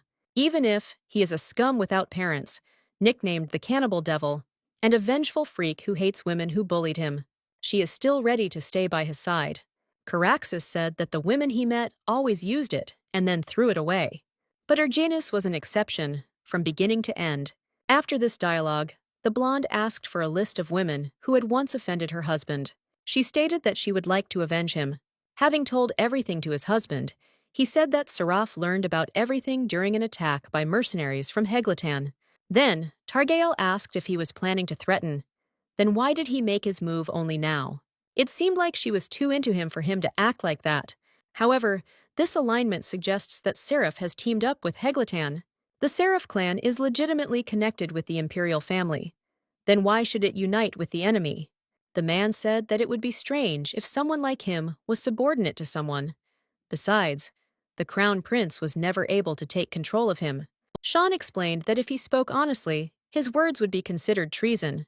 Mark said that a message had arrived, that the wives and daughters of nobles should also take part in the upcoming hunting tournament. This was an order from Her Highness, and the Duke had already been up all night preparing for the national parade. Erginus didn't understand what the hell this hunting tournament was. There was a report that many members of the noble families were teaching their daughters archery, so Ergenius should not relax. Ivana exclaimed that their commander was magnificent even during archery. Having failed to hit the target more than once, the girl suggested secretly stunning the beast with a sword or club and then piercing the carcass with an arrow. In this case, her main archer suggested secretly shooting the prey. The blonde had to watch the parade organized by Sean. But as luck would have it, she was seated next to Seraph. Just the same, he hastened to call the eyes, and the Countess herself beautiful in order to attract attention. The man said that since he couldn't admire her eyes every day, he would try to admire them today. He had to be more active in order for her to give him at least a piece of her heart. The Count also said that they do not know what will happen in the future. After all, even His Imperial Majesty does not know what future will open before him. The girl realized that, without any doubt, he was planning something. Due to preparations for the parade, Sean didn't have time for the girl, so when they met, they hugged tightly. The people who looked at this immediately realized that Caraxes was head over heels in love. The queen shared that it was all too strange. She knew that Sean was clearly the same one. But then why did his essence not manifest itself in any way? The awakening was originally supposed to happen during the 100 Years' War. Judging by how he was still in human form, it seemed like someone was suppressing his energy. She immediately thought of Duke Seraph, but he did not take part in the 100 Years' War. During the last duel, with the help of Ilwood's power, she was convinced that it was he, the surest way to find out the truth, to touch Duke Seraph. But because of his misophobia, it would be quite difficult to do something like that. If necessary, the queen ordered to pretend that she had stumbled and push him in her direction. Rayhan said she believed there was something special about Targil. After all, the hunting tournament is a banquet organized in her honor. At the tournament, the girl met the same guy she already knew. Sean asked if he and Erginus knew each other, to which she remained silent. The guy said that he and His Excellency were at the masquerade, so he had some guesses about this. The lady was not so frightened. She was so irritated by the fact that the number of those who know who she is inexorably growing. She seriously wondered if she should kill him. Erginus is already in a difficult position now, since Seraph revealed it. They were also met by a merchant who did not understand how the wind brought Caraxes here. But the Count immediately said that he had come to pick up his wife's weapons. The boy said that all this time he really wanted to see her, but did not know how to contact the stranger. Erginus explained that if he did not shut up, she would attack, to which the stranger stated that the girl took him the first time and disappeared. He bowed, saying that, apart from his mentor, Erginus was the first one he lost to. Sean said that his wife kept his talent for fencing a secret, to which he replied that it should be publicly announced that Targael had not abandoned his fencing skills at all. The guy decided once and for all that he wanted to become a knight of the Targil family and was next to them. To this, the Count replied that this was simply unacceptable. He asked why they were refusing, because he just wanted to serve the Countess faithfully. But the Duke stated that since he wanted to become a knight of the Targil family, he could easily join the ranks of their warriors, although this was impossible. Erginus explained that you can prove your devotion without becoming a Targil knight. Caraxes offered to begin serving in the Order of Imperial Knights. It was a great plan, because Sean asked to become the eyes and ears of the Targil family. Seraph, riding next to the Count on horseback, said that today is ideal weather for hunting. He grinned, because His Highness, of course, expects that victory will be his. But the blonde is looking forward to Sean's triumph with even greater impatience. And since they touched on the topic of hunting, the man said that the other day he had the chance to catch a wild animal. This brat didn't die even after he hit vital organs. And now he wondered what was the best thing to do. The blonde hinted that it was worth killing him in one fell swoop. But Sean suggested that they just watch him catch all the wild animals today and follow his example. But Caraxes is not sure that he will be able to cope with this task. The Count, just like the Countess, understood that Seraph was up to something. As expected from Sean Caraxes, he has the largest catch of animals. The man turned to his wife, asking if he had lived up to his lady's expectations. He immediately hinted that for victory, he was due at least a kiss. The couple merged into one whole with the help of their lips. They didn't even care about the number of people looking at them. The Count said that now it was her turn. She must return with victory. And at that very moment, he would return her scarf to her. Now she has another reason to win. After the hunt, everyone had returned a long time ago. But Ergenis was still missing. Sean was already thinking that something had happened, when suddenly the girl arrived. Everyone began to say that the Countess came empty-handed, and even if hunting was not her strong point, she could at least catch a squirrel or a bird for the sake of decency. But Targil said that she was not going to disappoint anyone, because carts with loot began to emerge from the forest. It seems the Countess has captured all the animals released on the mountain. The man stated that, as expected, he should take more care of her. The king reported that thanks to the Count family of Targael, the honor of the empire was protected. The maidens from the kingdom of Rio turned out to be skilled hunters, which made him a little nervous. Rayhan said that the blonde's skills are admirable. Ergenis was greatly relieved that nothing had happened during the hunt. The princess also congratulated the girl on her victory, offering to take a walk and chat in her secret techniques. She told her that the role of a hunting dog is very important. The lady also asked what the Countess was carrying on her belt, to which she replied that it was a travel flask. The blonde affably invited her to take a sip of some water. But suddenly, one of the dogs broke loose from the chain and hastened to attack Her Highness. Targel kicked the animal to save her friend. But there was still a whole flock ahead. The girls did not understand why hunting dogs were behaving so aggressively. They attacked them, and Ergenis took her dagger and entered into a terrible battle. The Countess was seriously injured, because the dog grabbed her hands with his teeth. A bright stream of fresh blood sprayed out, the smell of which brought more animals running. Her dagger was stuck so deep in the carcass that it was simply impossible to pull it out, and there was no time. The blonde couldn't be sure whether she could deal with them with her bare hands. But suddenly, as if from the sky, a sword appeared, which the girl immediately took. She rushed to the attack to protect Her Highness. The one who threw this sword to her was Sean, who, calling her by a man's name, also rushed into a duel with the animals. Running up to the lady, he hugged her tightly. The hand was very painful. It seemed as if it had been bitten through. Realizing that his wife was wounded, the Duke took her in his arms, asking her to hold on as tightly as possible.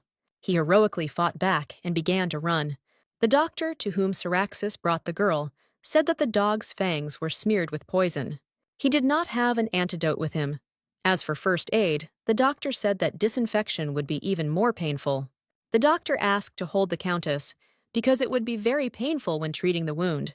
He apologized before the lady was hurt very much, so painful and unpleasant that my lady lost consciousness. Sean, in turn, promised to find who is behind this. Having learned about everything, Seraph was extremely disappointed. He asked his servant if he realized that he was guilty.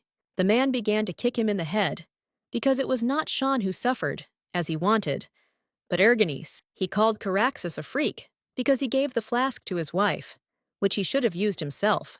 The blonde stated that he should be the only one who could hurt her. The Eleazar detachment also came to support the commander, saying that Sean had left for the Empire. Mark said that Her Highness the Princess almost died. The squad stated that without Eleazar would cease to exist. In an instant, the Count burst into the chambers, asking how the lady was feeling. He asked him to never sacrifice himself for others again. To do this, at least for his sake, because it was because of the heroic kindness of the girl that she suffered. Ergenis asked if the culprit had been found, to which Sean stated that Count Epernon had been convicted. But the Duke assumed that he was not the real criminal. He could explain everything, but not that he attacked the princess. The couple guessed that the real criminal was Duke Seraph. The entire time Elle was unconscious, Sean had the feeling that something had broken inside. Given the current situation, the Targael family has no reason to help Epernon. The Count said that it was wrong to punish a person for a crime that he did not commit. After all, he has an assumption that this incident is the work of Duke Seraph. Everyone has noticed that Duke Seraph has been acting extremely strange lately. Sean will help them. But in return, after Count Eperon's life is saved, he will still have to be stripped of his title. The man asked if they were ready, in this situation, to unite with him. It felt like signing a contract with the devil. They shook hands because they agreed, and Sean finally realized that Seraph was cooking something against him. It was a mystery what could be in this psycho's head, because if Elle had sunk into his soul, then why would he have put his sister in danger? In any case, Caraxes will take the opportunity to permanently remove both Count Epernon and Duke Seraph from Erginus's entourage. Her Majesty was smoking when the maid asked to take care of her health. The woman began to think about visiting Lady Targael. After all, to be honest, when the wolves attacked the blonde, she was watching the Duke. The Queen approached him as she thought it was a good opportunity to test his essence with the power of Illwoods. But the lady saw his strange, distraught look. She was sure that he was looking at Erginus, but for some reason, Sean, who is the embodiment, scares her much less. Rihan doesn't think that a person like him can be that soul. And even if it is confirmed that Count Seraph is he, she will never be able to admit it. The girl said that a person cannot lament the will of God, to which the Queen began to shout that someone like him could not be her. Then, the servant suggested contacting Mr. Illwoods and asking him about other candidates. To this, the woman said that there were no other candidates, when she suddenly remembered Erginus and her battle. The man helped Countess Targael eat until she could not use her hands properly. He even washed her feet, surrounding her with care. They started kissing, when suddenly Mark came in and immediately apologized. He reported that the Queen had arrived at the residence. The woman asked how Erginus was feeling, to which she received a good answer. Also, by the way, she said that the girl's husband was not particularly happy about her visit, to which the blonde Inca asked Sean to make his face simpler. Rayhan had prepared and already handed the gifts to the lady. Erginus had not held a calligraphy brush for a long time. The Queen suddenly changed her face and told that she saw Targael wielding a sword. The Queen was nearby at that moment. This was not surprising, because then many people followed Sean. The Korean woman said that she would no longer ask about anything. Each person has his own reasons for doing one way or another. Rio had another gift, namely the divine power of Illwoods, which would heal the girl's wounds in the blink of an eye. But suddenly, the Duke grabbed the Queen's hand, asking what she was doing. Divine power is difficult for even royal families to obtain, because it is too valuable. But it didn't matter to him what the woman would demand in return, and he asked to cure his wife. She asked him to give her his hand, but as soon as she touched it, she was taken aback, because Erginus is the same soul. The Queen suddenly asked what year it was to check.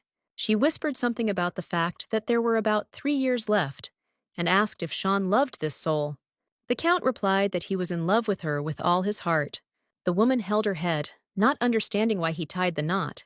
Her Majesty waved her hand and announced that she was returning to Rio. The blonde could not understand what was happening and what the Queen was talking about, to which she only whispered that they would see each other again. What was even more interesting was why this woman was so hostile towards Sean. Caraxes hugged the lady, saying that for a moment it seemed as if the Queen wanted to take her from him. To this, Targil stated that she would not go anywhere without him, and from him too. But for some reason, Sean couldn't shake the feeling that Elle was slowly disappearing, even when she was nearby. Rihan arrived at Illwoods, revealing that Sean Caraxes was indeed him. And she also found that Sol, the man, thought it was Seraph, but it turned out to be Erginus Targael. He said that the woman worked hard, and that means fate worked out this way. He also said that preparations for something had been completed. Illwoods contacted the right people with divine power, saying that the devil had appeared and would destroy the continent. At the academy, Aston was told that the onset of a new millennium was approaching, and a devil had appeared who would destroy the continent. The guy replied that it was quite difficult to cross paths with Inez's priests, even once in his life. But that was the case before. In fact, it was a goldmine for exploration. But suddenly, the blonde began to call on a girl with whom he was already familiar. He asked for what purpose she had come, to which she asked to move to a quieter place. The redhead asked if everything was okay. The girl began to talk about Countess Targael, and from Astina's violent reaction, she realized that she had not told her anything. She said that the Countess was wounded during a hunting tournament. The guy was very excited and said that he urgently needed to return home. But the lady stopped him, saying that the session and exams were coming soon. But this was not important. For the blonde, family, that is, his sister, was more important than studies and exams. The red-haired girl handed him a letter, asking him to give it to her father, who is in the Empire. Also, she asked not to use any intermediary, but to give it directly to him. The girl was somewhere in the dark void, nearby. Sean was touching her pale skin. He kissed her, to which Erganus realized that it was all in a dream. The lady felt ashamed of what she was fantasizing about in her sleep. But suddenly, the man said that Elle's choice was his. He began to slowly let her go, asking her to choose him. Caraxes had the black wings that the girl saw last time. The girl began to hear someone's voice, which said that the devil had appeared and would destroy the continent. And his name is Sean Caraxes. The Countess woke up in a cold sweat, barely breathing. Sean was not around, so Targel became very worried. The girl rushed into his office to see what condition he was in. The man approached her and asked why she woke up. But the blonde only pressed herself against his chest, unable to say that she had a nightmare. There is not much time left before Epernon's trial, and they, together with Duke Wade, are trying to remove false charges from him. But it is not so easy. The Countess wondered why Queen Rey behaved so strangely. The Count also tried to find out what was going on. But it is extremely difficult to search for information in the kingdom of Rhys. Sean reported that the Queen looked as if she wanted to take the girl. The girl smiled and said that no one would take her away, because she wanted to be close to him. At this, the husband knocked his wife onto the floor. He whispered her man's name and declared that he wanted her.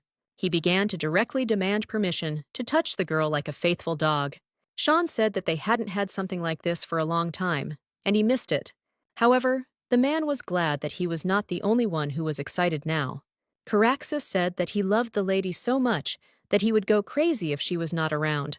A couple of hours later, the couple was told that Aston had arrived at the residence. He rushed towards his sister, shouting that he had heard that she had been hurt. The boy began to cry when he said that he was very worried. My sister also shed tears because she didn't even think about her brother's feelings. But what a shock Aston was when he learned that Erganus was cured by the Queen, with the help of divine power. He didn't understand how this was possible, since only priests could receive and use the divine power of Illwoods. Little was known about the kingdom of Rey, so it is possible that Rayhan could have been a monarch. To distract the teenager, the girl suggested going somewhere, but he said that he needed to fulfill one request. He needed to send a letter to Duke Wade's residence. The girl wrote that Aston is a man of outstanding mind and big heart. She thinks that she could be with this man for the rest of her life, so she asked for help to marry him. His only daughter, who grew up without a mother, refused all potential suitors all this time. The man suddenly asked if Lord Aston had thought about a wedding with his daughter. The Duke Wade family proposes to the Count Targel family to enter into a marriage alliance between Hala Wade and Aston Targel. The older sister was shocked when she realized that her brother had been sent a marriage proposal. Sean promised to go to the Imperial Palace and meet with him to personally discuss this issue. Erganus said that Her Highness the Princess had summoned him. A couple of minutes later, Ivana knocked on the door and went to the commander. The red-haired woman said that she gave Ethan Margus's flowers and instructed him to sort everything out. This flower has hallucinogenic properties.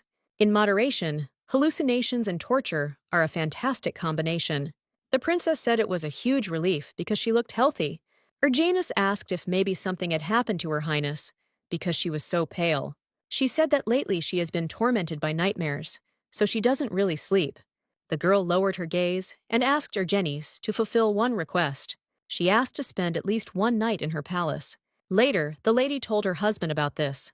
Targel said that it seemed to her that the state of the crown princess was somewhat strange. The girls drank tea, which relaxes and promotes good sleep, but so far the princess has not been able to feel this effect, and Erganus gave up tea altogether. In the evening, the girl was also sent tea, asking her to taste it. Seeing that the tea contained flowers that were used as a sleeping pill, Targael poured the tea from the balcony. At night, the maid even checked whether she drank tea or not. She walked into the corridor, then, hearing plaintive moans, appeared in the chambers, seeing a man strangling a woman. The blonde said that if he didn't stop, she would scream and make noise. The countess asked the princess if she trusted. She asked to crawl into the blanket and open only at her request. The girl promised that she would definitely sort everything out. But the killer pointed a dagger at the countess, saying that he did not want big problems. The man handed the girl some medicine that helps her to dream a little in her sleep. Then, she asked if she would forget what happened here after drinking. But the girl refused to drink it, hiding it. Therefore, she ensured the safety of the evidence. To this, the man said that she clearly wanted to die and rushed into battle. But the girl very easily recovered from his attacks. She said that his sword was too dangerous, so she took it away. Realizing the essence of the situation, the killer began to beg for mercy. But Erginus said she did not intend to kill him. But if he still throws away his skates, then nothing can be done about it. Therefore, she cut his throat. Targael lifted the blanket, indicating that the princess could crawl out. The blonde declared that this nightmare was over. As it turned out, they climbed on her every night, and she considered it a dream. For a long time, the princess was stuffed with hallucinogenic drugs, and then they did something similar. And the servants were clearly complicit in this absurdity. Suddenly, a sound was heard, and the girl deftly dodged the next attacker. At this time, Sean arrived to the man about Aston. The man said that it would be difficult to prove Count Epernon's innocence. He understood perfectly well that what happened was the work of Seraph, but the trial was just around the corner. And now, people continued to dig under Duke Seraph. In any case, his subordinates are far from him. But the man said that if you make the slightest miscalculation, a response will follow immediately. But Caraxes announced that he absolutely did not care about it. It would be convenient if he attacked them first. Then he could kill him with peace of mind. But if something like this happened, then perhaps he, Erginus, and Aston would have to flee. El will be able to show understanding. The Count knew that Targael was a talented warrior, but he never expected that he would thoroughly probe and be able to find the weaknesses of such high-ranking figures. If we consider him as an enemy, then he is worse than the devil, and as an ally, he can easily replace an army of 10,000. By the way, Sean started a dialogue about his daughter with Aston. The red-haired man said that he would like to hold the wedding ceremony as soon as possible. The holidays are just around the corner, so everything can be arranged at this time. He said that this wedding was the romance of the century. Although he is not its representative, a centuries-old noble family and a newly created noble family. Caraxes was surprised that somehow Aston seduced the Duke's daughter. Riff immediately asked for forgiveness for distracting the Count from his work, but he was told that only the maid of honor wanted to see him. Miss Fiora entered the office. She said that Lady Erginus had sent her. The lady asked the girl to go to bed in another bedroom today. It was a huge relief that it was Fiona who came to them. The princess said that for the first time in her life, she slept so well. Her Highness stated that in fact, the ducal couple Seraph were killed by Enoch Seraph. But even part of the suspicion did not fall on him. It must be all because the Emperor trusts Enoch's. But nevertheless, he killed his own parents, and the princess said that they were not ideal. Enoch does not understand the mistakes and ignorance of others, or rather, he does not understand people at all. There will be no forgiveness for anyone who puts even a tiny stain on the name of Seraph. And also, the princess said that she and Enoch are half-brother and sister. When her father brought her to the ducal residence, Enoch tried to kill her, saying that such precious blood had been given to some insignificant, illegitimate child. Later, he spared her life, deciding to marry her to the crown prince. The girl said that the Duchess also hated her. She didn't look like her or the Duke. She was an illegitimate child. Every day she squeezed her neck and tried to kill her. Fortunately, the lady is still alive, but yesterday's incident made her realize something. Enoch continued to remind her of the pain she had experienced because he wanted her heart to be broken. Her Highness said that he turned her into a doll that was unable to resist. She never truly lived, but the crown prince was not at all interested in her. For Erginus, there was nothing surprising here, because she also married for convenience. The princess promised to change, because she no longer intends to be a toy in the hands of Enoch. Therefore, the girl asked for help. Soon, Erginus was taken by Sean. She asked if he was very worried. At first, he was worried, but after seeing how flawlessly she dealt with that servant, his anxiety subsided a little. To be honest, he didn't particularly feel sorry for Her Highness the Princess either. It seems to Sean that every time they meet, Erginus's life is in danger. But the girl said that this time she took something interesting with her. She began to undress, taking out from under her chest a bottle that she had hidden in the palace. The girl explained that it was a hallucinogen from Margus flowers. The Countess asked to organize one meeting for her with Duke Seraph. Meanwhile, Reeve and Mark caught the Count and tied him up. They thought that this man wanted to harm their madam. More precisely, it was about Her Highness the Princess. The document said he pulled a knife on Her Highness. Mark stated that they need to get some information out of him, so it is worth controlling his power so that he can speak. The guys thought that a couple of blows and he would tell everything. Count Caraxes and Duke Saren have not seen each other for a very long time. Sean asked me to say something and give him some time. Seraph continued to irritate the man by asking how the Countess was doing, because he dreams of her sky-blue eyes every night. But he also decided to prick the blonde, saying that while he indulges in his fantasies, he spends passionate nights with his wife. Targel said that information reached him that in the Imperial Palace, some kind of perverted servant wandered around at night and strangled one person. Seraph never thought that Elle would decide to stay in the princess's chambers. Erginus's decision made it possible to set up a net for this freak. Sean offered to share dinner with him. The girl dressed closed and said that she would be gone for a while. She explained that she would go with the Eleazar squad. Rumor has it that Duke Seraph tried out all the blue-eyed prostitutes. He was going to visit the brothel and make inquiries. To be honest, Erginus planned to deal with his past. She said that the woman who became his first tormentor is now in a brothel.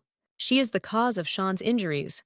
The girl wants to decide once and for all whether she should face what happened or turn a blind eye to what happened. The blonde asked not to push herself too hard, because she was the first to go there. In that case, Caraxes asked to go along. The lady asked how the interrogation was going. The Count said that he had entrusted this matter to Reeve, but Sean said he doesn't really care about his past. He knew that she was there, but he did not do anything, even knowing her location. But not at all because he forgave or forgot about what happened. It's just that those events don't mean anything to him. But when the lady said that she would go there for his sake, the situation completely changed. The man compared the lady to a rope, asking her to tighten a tight noose around his neck so that he would not be able to take a single step. He began to bite her hands, begging her to let him feel that he was being held tightly. Caraxes stated that he wanted to be in the clutches of his wife for eternity. Therefore, she will have to hold him tighter. But suddenly, Mark opened the carriage, informing us that we would have to go further on foot. The guy told Erginus that this woman was not capable of having children. The husband tried to come to terms with this, but due to his wife's constant affairs, he eventually filed for divorce. And she, accustomed to a rich life, needed money.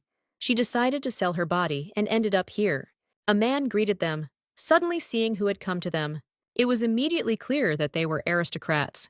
He concluded that since such people came to such a wretched place, it means they have strange sexual inclinations. He asked which women their guests preferred. Elle stated that he needed Rabia, to which he was surprised that they chose an old prostitute for a threesome. But when he saw the bag of gold coins, the owner said that he would bring her soon. The room was simple, or rather, one bed and tools for fun. That woman came out, declaring that it was a great pleasure for her to serve such honorable guests. But suddenly, raising her head, the prostitute saw Sean. The woman tried to hug him, asking if he had come to save her from this hell.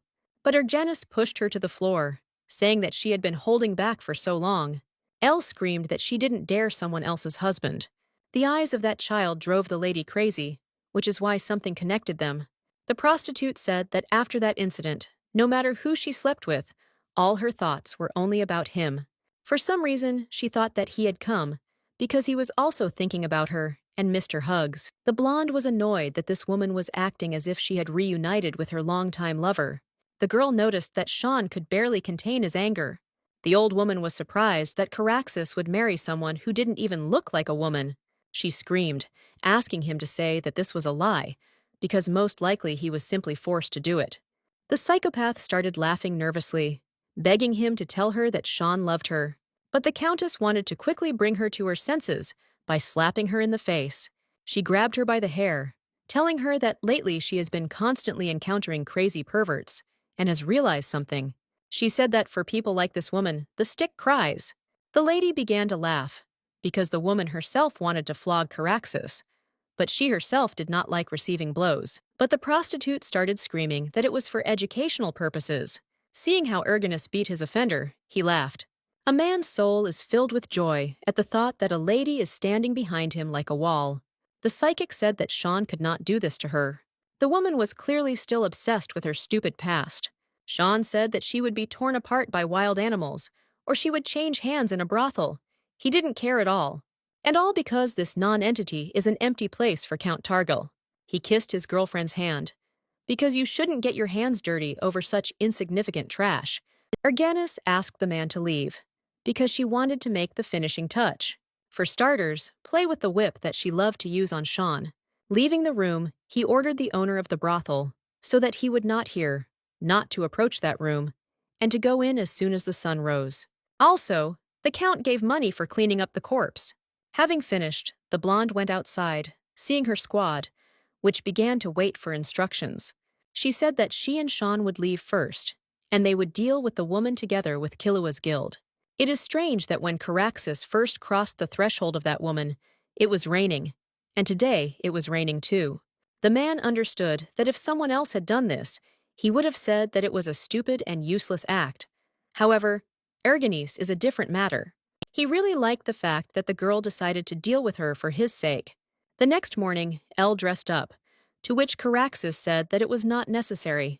But the blonde said that she had prepared herself to properly push Seraph against the wall. The girl said that it turns out that Sean is a real rich man, and she will soon burst with envy. The lady asked to keep a tight rein on her, because her fists would itch as soon as she saw the impudent face of Duke Seraph. But he replied that he was not sure that he was able to stop her, although on the contrary, he himself would be able to hit him. Arriving at the restaurant, the son of Marquis Getyun himself tried to get the opportunity to dine in this place. He was one of the main figures of Duke Seraph's faction. That man stood up and made eyes at Erginus, saying that Hyperion was closed today. He said that he knew a good restaurant nearby, offering to go with him. He behaved exactly like Seraph, to which the Duke declared that there was no need for this, and all because the Count booked the entire room for today. Finally, Count Seraph arrived. Adam finally realized that Targal had a meeting planned with his master. The blonde suddenly smiled and asked what the brunette had forgotten here. The Duke hated it when things didn't go according to plan. That idiot dug his own grave. The man greeted the Countess, saying that she had a wonderful bracelet. But suddenly, Adam shouted that Countess Targael was very tactless, to which Sean seemed to be going to challenge him to a duel. Caraxes demanded an apology, because he was ready to kill him, even for this phrase. Seraph suddenly declared that only the guy was behaving tactlessly because he had interfered in his conversation with the Countess. He asked next time to come to him with his father, but the devil again said that he remembered the insult to his wife for a very long time. Finally, according to Seraph, they have driven out all the small bugs, and we can move on to the main thing. The man asked what they wanted, since they had already prepared a meeting with him. First, there is something they would like to pay attention to. She was talking about an accident during a hunting tournament. The blonde said that it was Seraph who stupidly organized it. Then the man asked what she would do if it was not his fault. There was something else. Drinking Her Highness with a decoction of Margus flowers. Fear and anxiety appeared on the Duke's face, which forced him to repeat these words. He started shouting that the princess was his blood relative, and he had no reason to do something like that. Ella was surprised that the Count decided to play the role of a loving brother. The lady hit the table with her hand, saying that whatever he had done so far, and what he was going to do in the future, she was not the least bit interested. After all, it's none of her business, so she's not going to worry about something like that. But Erginus will not tolerate Seraph touching her people. In any case, she cannot be called a good person. During all this time, she has killed countless people on the battlefield. The lady will not say that she fought for justice. She is simply ready to do anything to protect the people close to her heart. Taken aback, the man asked if Her Highness was one of her people. Then he wondered why she liked that child. But to protect something, you need strength. And even if she has some strength, it is absolutely useless in front of him. The Count directly stated that he wants to destroy her very essence. A pleading look with tears flowing from those stern eyes. He goes crazy wanting to see such a picture.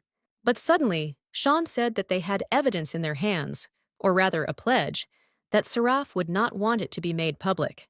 He began to put forward demands. Firstly, a man should not approach them and interfere in the big affairs of Targael.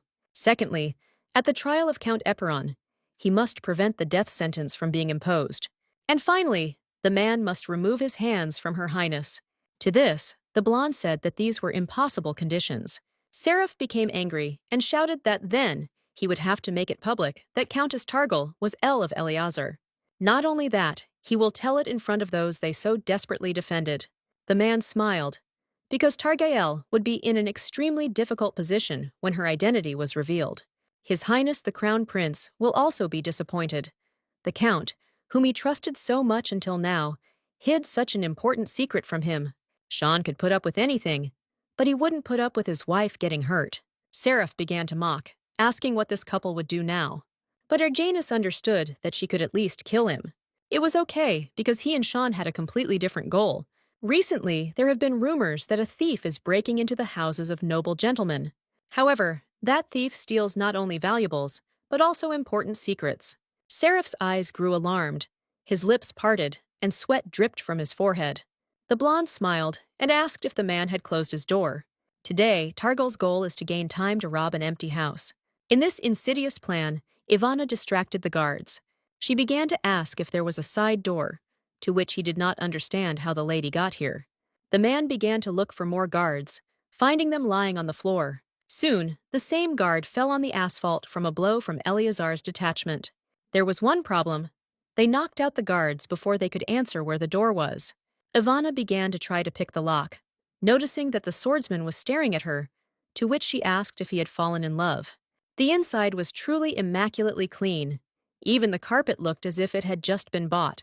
The team decided that they needed to turn everything upside down here. But suddenly, the men noticed a letter, with content, that was not at all suitable for the current weather and the Duke. They began to read. It really was written about cool weather, but it is not known to whom these lines were addressed. They did not understand whether there was a person with whom Duke Seraph could exchange in such a relaxed manner.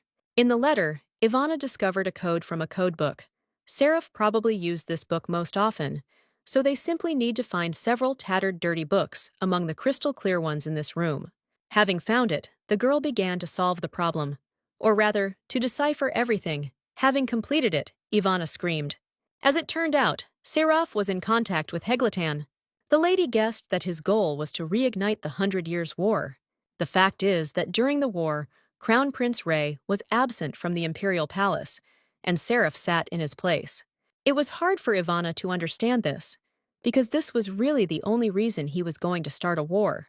The girl also suggested preparing a small surprise before leaving. When the owner of the estate returned, a real mess awaited him. Arriving there, he was immediately taken aback when he suddenly noticed that the codebook had disappeared. The blonde was wondering how the same thief, according to rumors, realized what exactly needed to be stolen. The Duke ordered the maids to immediately remove the dirty carpet, when suddenly a red liquid flowed from under it, namely, a chemical solution that contributed to the whole fire. Seraph began to laugh hysterically. His voice sometimes broke into a scream, and he, covering one eye with his hand, guessed whose hands it was. The psycho screamed that Erjanus was what first made his heart beat so wildly. Erjanus also heard the news that half of the new mansion had burned down in one night. She immediately realized that Ivana could not have done it without her, because it was not about an ordinary fire. Mark was surprised that Ivana had such characteristics. He concluded that each member of the Eleazar squad has an explosive temper. The blonde said that her guys are very temperamental individuals. If they received one blow, they should hit back 10 times in order to feel better. In this case, the man realized that they needed to pay special attention to the welfare and well-being of the Eleazar squad. From other matters, Sean took Elle's hand and asked if they could have a little date. He brought her to dinner, and Erjanus didn't even understand when he managed to prepare all this. The man said that he had been so busy lately that he could not even spend time with her over a cup of tea. The blonde suddenly apologized, because she did not ask Ivana to set fire to Seraph's residence. At this, he just laughed, because he was incredibly interested in how furious Seraph had become. The most important thing is how he will behave during the trial of Count Epernon. Still, there is nothing good in the fact that Targel's second personality will be revealed. Sean said that the publicity would not be bad, and attacks would fly towards Targael. But suddenly, the Count left the table and asked what exactly the ale was afraid of. The blonde said that it was just fear of the unknown, but the man replied that no matter what happened, the fact that she was Countess Targael would remain unchanged. If he had to choose between Erjanus and the Valois Empire, Sean's choice would fall on the girl. Caraxes smiled and took her by the cheek, pulled her towards him, and kissed her. He reached for the girl's breasts and also asked if they could make love right there. To this, she screamed that Sean was talking about some kind of nonsense, and he, in turn, took her in his arms and carried her somewhere. He put her on a sheet that was lying on the ground and said that none of the servants would appear. The man sank a little lower, to the lady's knees, asking if he still couldn't do this. Sean said that he just wanted to please her. The Duke asked to be allowed to touch her, right here and now. Erganus asked him to change his position, and sitting down in front of him, she wrapped her arms around his neck and began to kiss him. He gently bit her breasts, not paying attention to where they were. But suddenly, the girl declared that she was completely ready and that all these foreplay would be enough. The Count asked if she wanted to take the initiative into her own hands. During all the depraved acts, Sean mocked, saying that Erginus should be quieter. After everything, the lady decided that they should establish a taboo on doing something like that during the daytime, because Sean had already overdone it. Finally, a report came from the Eleazar squad and Kilue's guild. The content was very entertaining, but suddenly, El came across information that that freak was trying to start a war. The man immediately realized that with this, he could tighten the noose around Seraph's neck. And locked in the dungeon of the Seraph residence, these are numerous girls with blue eyes. Most of them used to work in provincial brothels. All have makeup on their faces, and each is dressed like a doll. To begin with, they will all receive treatment at the Targal estate. As soon as they are able to speak, they will be able to become important witnesses. The same goes for the servant who was involved in the incident with Her Highness the Princess. Most likely, this will be enough to defeat Seraph. Although everything looks perfect, their opponent is not so simple, so Sean has the feeling that they are missing something. The trial of the Count of Epernon began. Count Epernon has lost a lot of weight. His Highness the Crown Prince and his wife arrived at the event. Seeing the girl, the blonde exhaled, because the lady no longer had to hide her neck. The trial began. Firstly, Count Epernon committed a terrible crime, daring to assassinate Her Highness the Princess during a hunting tournament. From this it follows that it is local to rebel against the imperial majesty. Suddenly, the man shouted that Count Targael could not defend the defendant in court. The reason he is not eligible is because he deceived the Valois imperial family. Everyone was shocked when the Count called Sean a sinner.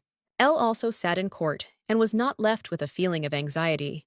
But suddenly, in front of everyone, it was announced that Sean Targal's wife, Erginus Targal, was the commander of the notorious Eleazar detachment, L. It was also reported that Count Targael knew about this fact, but hid this fact, thereby deceiving the empire. Therefore, the priest demanded God's judgment over L. The devil shouted that he was against it, and these were absurd demands. Everyone then learned that the countess posed a greater threat to the imperial family than Count Epernon, over whom a trial was currently open. The judgment of God is literally the creation of a situation where a person is on the verge of death, and the verdict of the guilt of the accused is made based on whether he managed to miraculously escape or not. Sean stated that he would under no circumstances accept this demand. The lady was depressed, especially when Aston was nearby, but the crown prince became curious and asked Ergenus to explain. The girl knew very well that this was the work of Seraph. Elle stated that there was no need to hold God's judgment. She also added that she is actually Elam from the Eleazar squad. But everything was more complicated, because the crown prince was told about this before the trial. Seraph adhered to the rule that when the hunt ends, you need to get rid of the hounds. The man indeed sent his spy to Heglatan, but the count falsely assumes that he is in cahoots with Heglatan, and as evidence, he provided information that he managed to find out through a spy. The only one who was truly for Targael was the crown princess. Since the lady herself admitted her guilt, she should be judged to the fullest extent of the law. As the lady thought, everything turned out in such a negative way. The priests demanded that the entire Targel family be punished.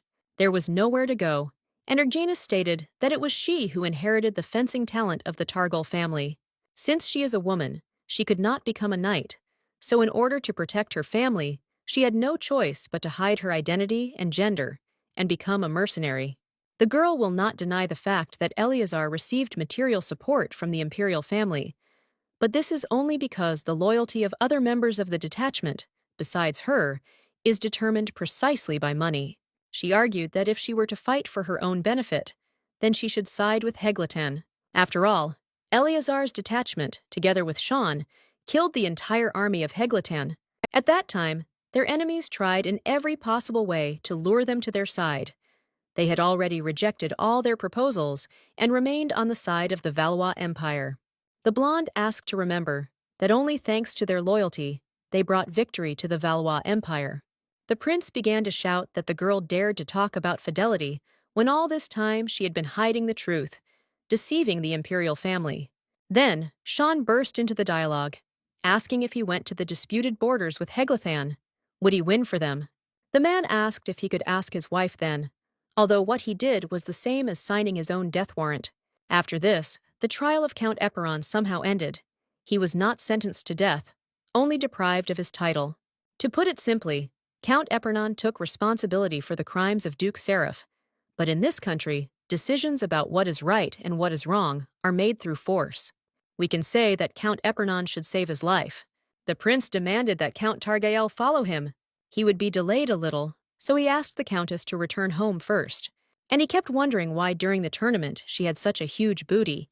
He heard that she cut down a hunting dog with one blow. A woman who became a mercenary is considered base. Everyone was sure that she was simply seducing everyone left and right. The girl demanded that if anyone had something to say, they should come forward. The priest stated that he would never believe that she was able to survive that war, relying only on her sword, because perhaps she provided some services to Heglaton's generals. Ergenis got angry and suggested that if they did not take her word for it, they should arrange a duel right here and now. But it would be worth putting your lives on the line in this fight. But suddenly, Aston stood next to him, saying that if his sister continues to aggravate the situation, then nothing good will come of it. The sister just realized that without even blinking an eye, her brother had become so big. The guy turned to her and suggested that she return home. He took her hand to lead her out of the building of shame and ridicule. The last thing the lady saw was Seraph's evil, victorious smile. The prince wanted to talk about the matter related to Heglatan. It seems to him that Sean had some misunderstanding regarding the role of Duke Seraph. Whatever Seraph was sure that Ergenis's identity had been revealed by blinking his eye. The initiative was intercepted. The man had already discussed with Elle that he would not mention the case of blackmailing Her Highness, because it was clear from her that she was too worried about the princess. Sean immediately realized that this freak was not interested in anything other than saving face and imperial power. It turns out that in the current situation, those women are the only weapon they can use to attack Duke Seraph. But as a result of such an attack, the damage caused will be insignificant. The prince stated that Targael greatly disappointed him, and he treated him like his own brother. And this was said by a man who was ready to strike him as soon as that creature said a word. The man continued that Sean was the only one he could trust with his back on the battlefield. After this, he whispered that it seemed that His Majesty would soon return to Inez's arms. Most likely he would not survive this year. After the coronation ceremony, he had big plans for Caraxes. The crown prince asked to confess honestly why Sean asked to be sent abroad. But he voiced it earlier, because this is redemption. The man suddenly shouted that when he took the throne, he would give the duke another title. Therefore, he demanded to divorce Ergenis and wipe out the Eleazar detachment from the face of the earth. To such a request, the count naturally refused. He was informed that if he continued at this rate, he would be on the path to death. But Sean said that as long as Ale is next to him, his path is life. Coming out of the office, he saw Seraph on the threshold, clearly pleased with his victory. The blonde said that today's court hearing was entertaining. The nobles seem delighted that the Targil family's talent for the sword has not dried up. The man asked if he should share ways to correct the current situation. He smiled devilishly and declared that Sean would have to hand Urshinus to him, like the last piece of meat on the plate. After all, if everything continues in the same spirit, then they will again return to a time when they had neither fame nor wealth. But in an instant, evil hands grabbed his pale neck, telling him that even if Seraph offered 100 of these insignificant titles, they would not give up to him in vain. The Duke was surprised when Sean announced that he was not one of them who was obsessed with noble status. Caraxes ordered not to dare to make his wife the object of a transaction. She is not a woman who can be treated in such a way. And henceforth, Seraph does not have the right to detain his woman, because if this happens again, he will not look at the fact that this man is a duke.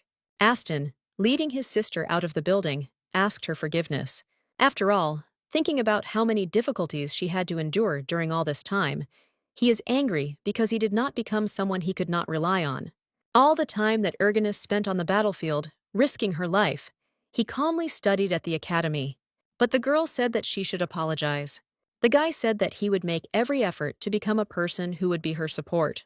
The man returned to the girl, asking if anything had happened while he was gone. Caraxes ordered everything to be prepared for the council. From today, the Targil families and the Crown Prince are in confrontation. Duke Seraph seizes the initiative regarding his conspiracy with Heglatan. Any actions on their part will be useless. But the fact about the princess was not revealed on the initiative of Targael. She thought a lot about that incident, and came to the conclusion that it could become a serious problem for Her Highness's reputation. If it becomes known that the servant periodically entered the princess's bedroom at night, then whatever the truth, this situation will be surrounded by unpleasant rumors. Sean said that this is why the time has come for the second stage. By the next stage, Sean meant the rebellion. The Crown Prince, with Duke Seraph, turned their swords on the Targil family. Caraxes was honest and clarified that their target was Erginus. First of all, you need to go to the border and, avoiding the eyes of the Empire, combine your forces and then strike at Valois. The Count also asked what the Council's opinion was on this matter. Mark and Reeve stated that they were ready to follow Mr. Caraxes to the very end. Eleazar also said that they would follow him like a mountain. The girl was very surprised, because all this time she has been receiving so much care and love. For her sake, Sean is even ready to commit treason. Erganus approved this plan, or rather, to raise an uprising. The couple kissed each other's lips while holding hands. But Erganus suddenly announced that now was not the time for this. The Duke asked if there was anything more important than their relationship. The man said that he was ready to do anything for his wife. Epernon. The current situation made his hands reach for alcohol. Sean demanded to speak with neither. The man said that now His Highness listens only to Duke Seraph. Its political circles can safely be called the Kingdom of Seraph. Any relationship with the Count could have a bad effect on Sean. At least he's a little better than Seraph. The main reason that he contacted Caraxes was because of his Hala. She was just coming to Aten when Erganus offered her a cup of tea. Aston suddenly asked if Lady Wade knew what happened in the courtroom a few days ago. The girl understood that she came because she loved her brother. The blonde said that there was nothing good about having a relationship with Targael. Then, the girl asked directly if Aston would marry her. He tried to explain to her that the road he was following from now on was thorny, and he just can't let her walk on it next to him. If he marries her, he will have to inherit the ducal title of House Wade. But Aston cannot devote himself only to the ducal house of Wade. But Hela said she is not one of those people who is interested in dresses or baking cookies. She knew the blonde would reject her, but at least let her finish talking. The redhead said that this guy was different, because he accepted her without any prejudice. She was literally tearfully begging the boy to marry her. And so, the long-awaited answer was heard, which included an apology.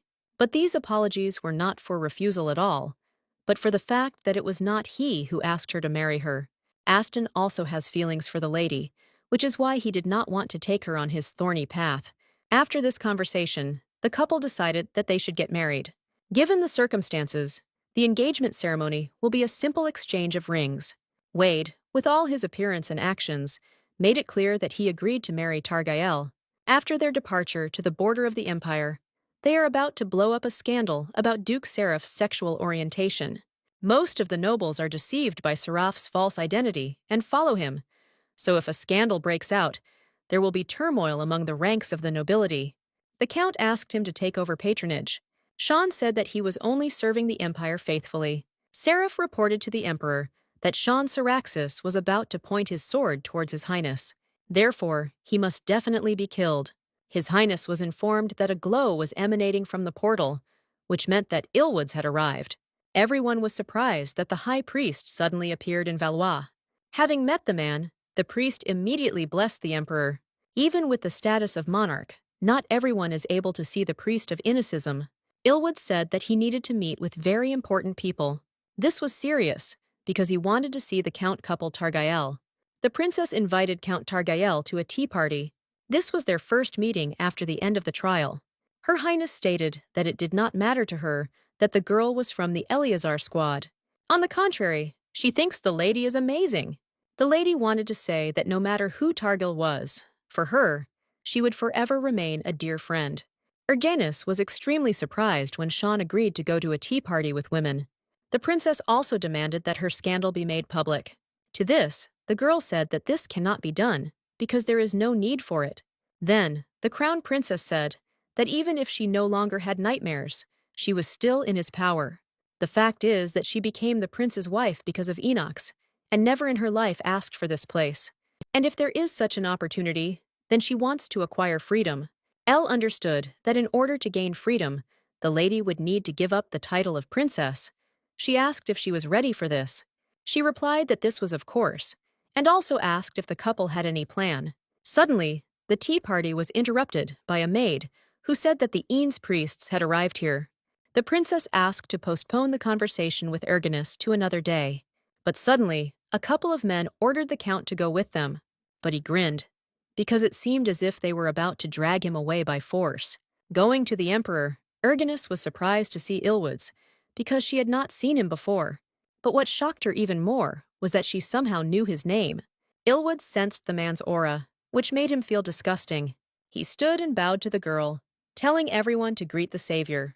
The priest sat down on his knees, inviting the girl to go with him to Inizian. The emperor began to shout and explain that that woman was just a countess.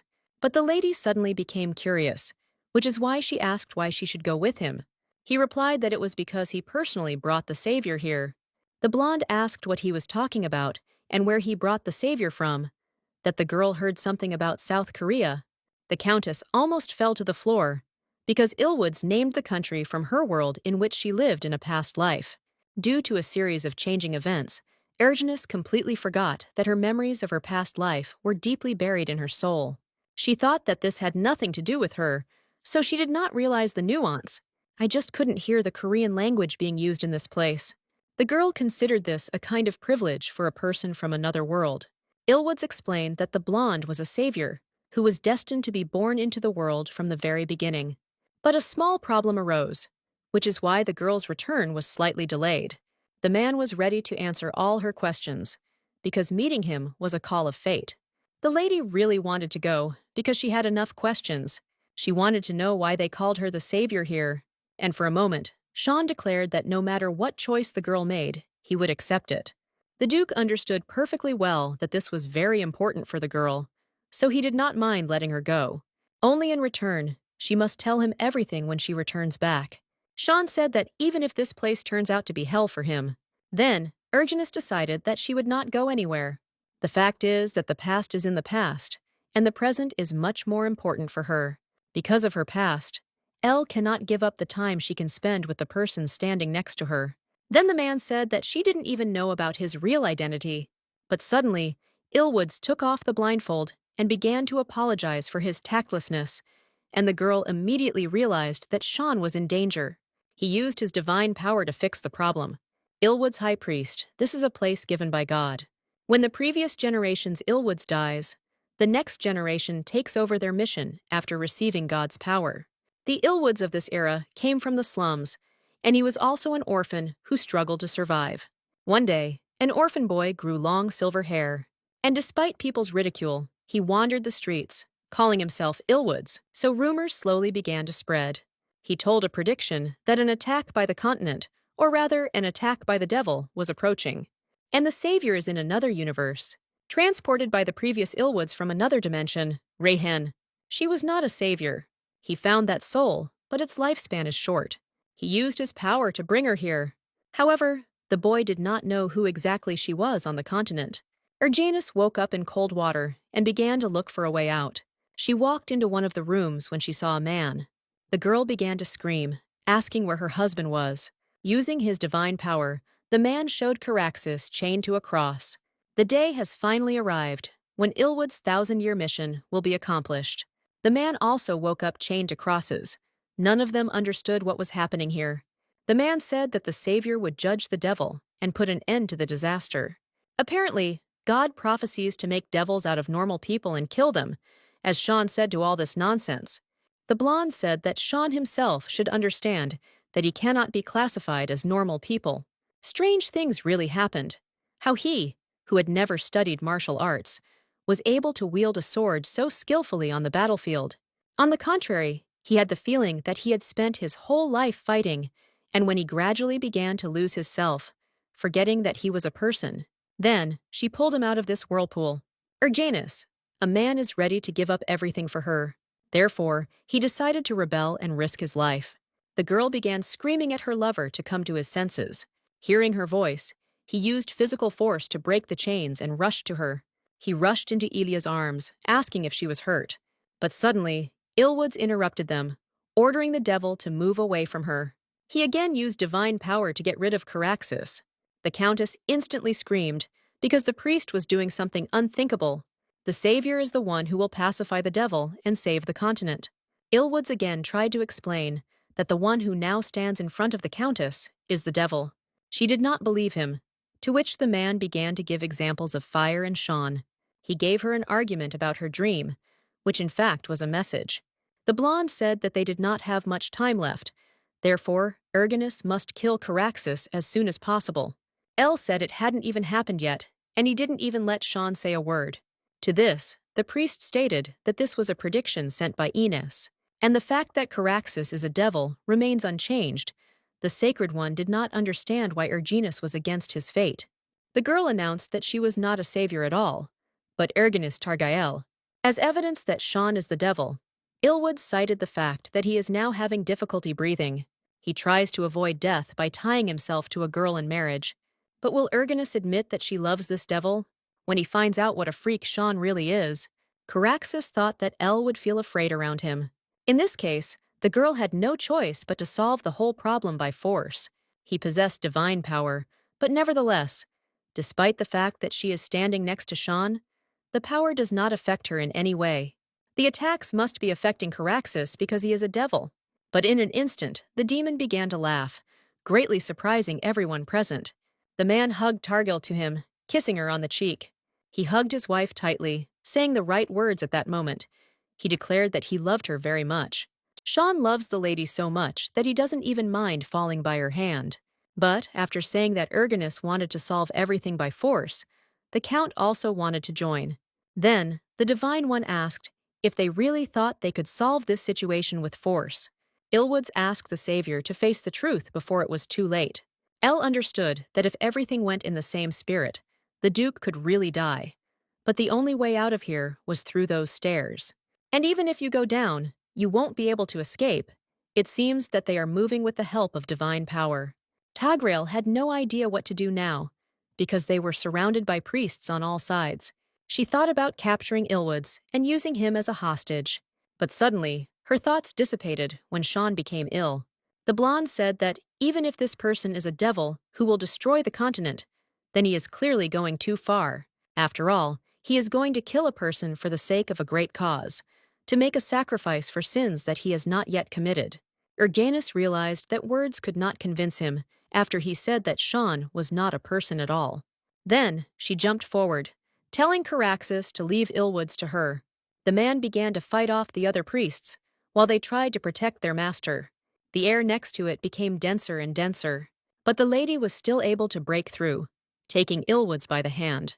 Later, another move came in, twisting the priest and taking him by the neck. After this, the Countess demanded that they be released from here, but Ilwoods only smiled, asking how someone who was just barely breathing could cover Targil's rear. Without noticing it, Erginus, as usual, relied on Sean. The blonde asked to take a look for herself, when suddenly she saw Sean transform into his real appearance. Ilwoods tried to restrain the demon with his power. Forming magical chains, he began to talk about how the monster had shown his true face, when suddenly the blonde ordered him to shut up. In this case, the girl offered to show what a real monster is. The countess grabbed him by the throat, asking the others to listen to her carefully. She, whom everyone calls the savior, also heard on the battlefield until her ears were ringing that she looked like a monster. And if they don't want to see Ilwood's head fly off his shoulders, then they will stop immediately. When this happened, Sean fell down and the chains disappeared, thereby fulfilling the girl's order. Elle ran up to him, carefully examining the new appearance, but the man turned away, asking not to look at him. He said that his current appearance is ugly, and he would not want his wife to see him like that. Erganus approached the devil and kissed him, saying that he was not ugly at all. After the kiss, it was as if a miracle had happened, and Sean returned to his normal appearance. During the 1,000 years of Ilwood's life, he went through countless deaths and rebirths, searching again and again for a savior. And while this process was repeated, he fully believed the idea that their savior would be a perfect and moral saint. That is why he believed that when the savior saw the true face of the devil, he would, of course, hate him with all his heart. And he would not hesitate to take his life for the sake of peace. But the savior he saw was different. A man's mission that has been going on for 1,000 years. If the savior chooses the devil and watches the destruction of the continent, then what should he do? Ilwoods approached the couple, thinking that it looked like he had been rescued. Perhaps the fact that they got married was destiny in itself. The saint seriously thought about the fact that he could be wrong. The girl said that the savior he wanted to see was not here. That night, the blonde concluded that perhaps murder was not the answer. The lady asked what kind of place this was, to which he said that he comes here when he wants to be in peace and quiet. Suddenly, the priest asked if they knew the last verse of the prophecy. He thinks that the Ilwoods, on the contrary, continued to add and subtract, thereby interpreting the prophecy as they pleased. Initially, by turning into a demon, Sean lost the opportunity to become human. Sean Kirksus, albeit partially, has truly turned into the devil. But the Savior returned him to his former appearance, with the help of love and tenderness. This is a real miracle, which is called the salvation of the continent. It turns out that as long as Erganice is next to her husband, trouble will not happen, but the priests of Ines will still look after them. Ilwoods promised that if Sean suddenly turns into the devil again, he will reveal his true essence to the whole world. Suddenly, the man put the bandage back on himself, and the air changed. Erganice was very surprised when Ilwoods said that they would see each other again. That's exactly what she thought. But she didn't think so. He was the priest who would watch over the Targel family, so he was again sent to their estate. Seraph handed a bouquet of flowers to Miss Targael, saying that his heart yearned for her. The man said that they were just roses, and then leaned over and said that he would wait for her. In the carriage, Sean trampled these flowers with his foot, saying that black roses ruined the whole mood. The girl arrived at a snowy place where Ilwood stood next to the horse. The lady allowed herself to introduce her comrades, or rather the Eleazar squad. They said that they had been together since the 100 Years' War and had become family to each other, so he told them everything. Ivana thought that she had serious problems because the priests did not favor alchemists. When Erganis introduced the girl, he said that he couldn't believe his eyes. He approached her and said that it was amazing to know such a truth at such a young age. Ilwoods called the lady wonderful, which made Ivana feel calmer. The red-haired woman invited the man to try the anti-fatigue potion that she had prepared. This town looked like it made doubts appear in my soul. The guy even gave a couple of coins to one child. But the blonde did not allow this, saying that the boy's hands were too clean for someone who asks for mercy, and there were no signs that he was exhausted from work, and his face was completely plump for someone who was starving. The girl asked if money was really what he needed, when suddenly the boy ran away. Mark noticed that this place is really strange. Although the town is on the outskirts, the buildings are terrible and there are no people. In an instant, Reef reported that a message had arrived from the mansion, saying that they would be provided with food and a place to stay for the night. Sean asked the guy to keep an eye on the situation while they went to check the mansion. Targel decided that she would take a weapon with her just in case. The Duke also thought that this mansion looked suspicious. There are no adults, and all servants, without exception, are children. and the owner of the mansion wears a strange mask. Entering the room, the guys were met by the owner, wearing that same strange mask. He introduced himself as Rayon, saying that he was forced to wear a mask because of the scars on his face. Since they were his first guests, he made every effort to provide a warm welcome. But suddenly, in order to eat, the owner took off his mask, and his face was completely fine. Ivana suddenly jumped up, pointing her finger at the man, and also declared that he was Theron. The man smiled, saying that they had not seen each other for a long time. The blonde was very surprised that this couple knew each other. The lady immediately shouted that none of her friends should touch the food, under any circumstances, because it could be dangerous. But someone she already knew began to laugh at the girl's reaction. The man said that, unfortunately, Ivana was very late. Suddenly, there was not enough air, and the girl fell to the floor, losing consciousness. Janice wanted to help, but she couldn't move from shock, because something strange made her also lose her balance. The Countess woke up in a dark place. Her hands were tied, and it was still difficult to breathe. The girl understood that these were dirty machinations with all sorts of chemicals, which forced her to be neutralized. Ivana was also unconscious, and her hands were tightly tied to each other. When the lady finally came to her senses, the blonde asked what her relationship was with Rayon. The only thing she understood was that he was also some kind of alchemist. Then the redhead asked if the commander remembered their first meeting. The reason she took all possible risks and went to the battlefield was because of the dreams and goals of alchemists. The essence of the truth is that any metal can be turned into gold. Her teacher was a great sage, whom the whole country glorified. Rayon was Ivana's senior friend, and this man always mocked her. Whenever the teacher was not around, he said things that undermined the girl's self-esteem. He also intercepted the research she was conducting, made ridiculous accusations, and punished her. When the teacher passed away, Rayon immediately kicked the lady out. Therefore, Ivana also began to participate in the battle for the creation of the Philosopher's Stone. The method of making this stone is extremely vague. It is carried out in 4 stages, by dissolving raw materials with different properties in mercury. This is all that was known. The girl said that that's why she decided to see if she could make a Philosopher's Stone from corpses on the battlefield. She immediately rushed to reassure the commander, saying that she was not doing this now, because after meeting with her, she realized that she had acted wrong, and now she liked life in the Eleazar squad more than chasing a stupid stone.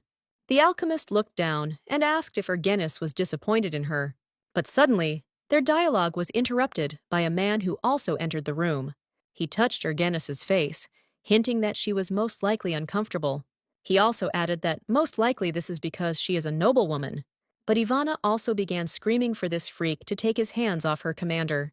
The alchemist began to humiliate the girl, saying that such a dummy had no right to raise his voice at her, and for this lady, he would be much more useful than him.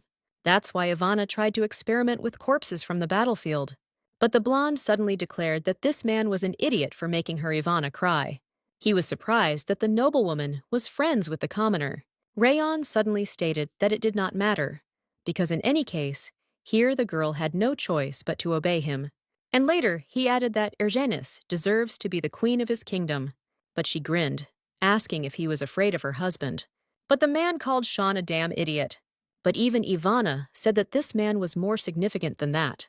Rayon said that he had found a good sponsor, and he got rid of their teacher's laboratory. It was painful for the redhead to hear, because that place held memories with the teacher. But the chemist said that in comparison with this, he had achieved a lot. Or rather, he had created the Philosopher's Stone. The girl began to think that her commander was suffering, and all this was because of her. Then, Ivana asked to show her the Philosopher's Stone. But the man said that he would only show it when she began to beg for forgiveness and became his assistant. But the girl accused him of lying, which is why he ordered him to be careful with him. The man said that, having set their sights on the king's place, the hillbillies voluntarily chose him and even sent their children as servants. He said that at first there were people who coveted the stone, so they used force. But Rayon decided to take advantage of the fact that Ivana is very close to that noblewoman. He removed the floor under Ergenis, saying that even if she lost one leg, he would attach her back. In the pit, under the girl, there were hungry dogs that could easily kill the lady. The psycho suggested that before dying, Ivana would want to save the blonde. With such manipulation, the man wanted to get an oath from Ivana that she would obey him. Targel asked to wait 5 minutes, and suddenly untied her hands and jumped towards the hungry dogs. The girl said that the chemist would lose only because of his ignorance. They also asked if the blonde knew what Eleazar was. In the event that they were left here alone, the alchemist offered to talk frankly. The lady said that the philosopher's stone is just a symbolic expression, and no one knows what kind of material this is. Ivana asked to answer the question what shape his stone had. She started asking a bunch of questions, and then asked to show him how he made gold before her eyes. He wanted to say something, but the girl said that if he really succeeded, then she would lick his disgusting feet.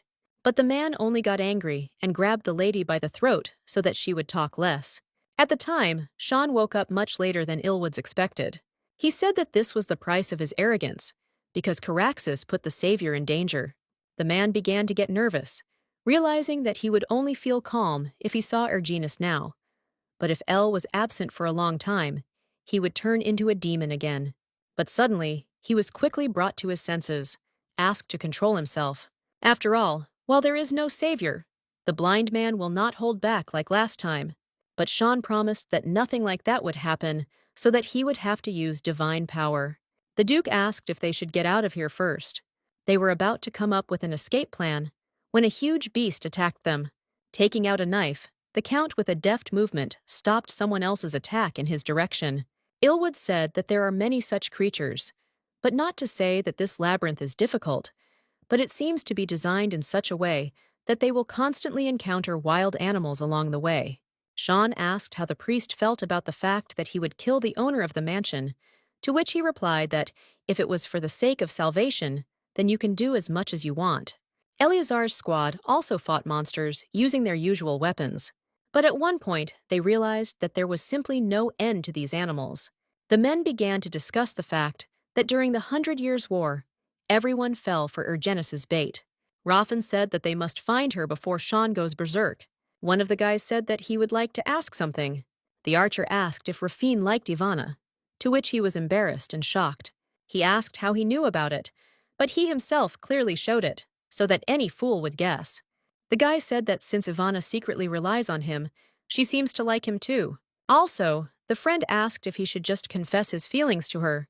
Deciding that they should hurry because they might be too late to prove themselves, the guys set off to look for the ladies. Meanwhile, Ergens, having pulled out her dagger, was thinking about how she could land carefully. She flew straight into the belly of the monster, which immediately made her jump away. Mutated creatures began to attack her, trying to destroy her. The blonde realized that there were too many of them, and she, by the way, was alone. But having decided that she needed to calm down, she thought that they clearly had an Achilles heel somewhere. Everything turned out to be much simpler, because the weak point of these creatures was their joints. Erginus decided that now, knowing their weakness, she could cope quickly enough. But suddenly, sensing a wild stench, the Countess found a laboratory where there were monsters in test tubes. As it turned out, that man conducted experiments on animals. But suddenly, she realized that there were also people in these cells, or rather children. Children with blue eyes, in a beautiful wrapper, and an unfocused look. The girl was shocked when she realized that Rayon's sponsor was Duke Seraph. Come to think of it, Seraph's skills with drugs were surprisingly good, just like during the assassination attempt on Princess Rin. So it was during the incident with the hunting dogs. It's funny that one crazy person met another crazy person and united into one. Walking a little further, the lady saw the Count, who was also fighting monsters. Sean asked his guide not to go far, because if they made the slightest mistake, they both could remain in the afterlife. When they were attacked by another pack, Ilwoods asked not to pay attention to him. Caraxes didn't understand why he cut the animal's throat, but it was still moving. In this case, the man decided to tear them into pieces, but the animals covered one place too openly, thanks to which Sean understood where their weakness was. No matter what, the High Priest is the High Priest.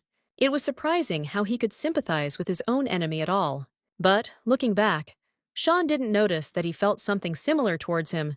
It turns out that Caraxes is even worse than a monster. The guys saw a small door and realized that they were going straight there.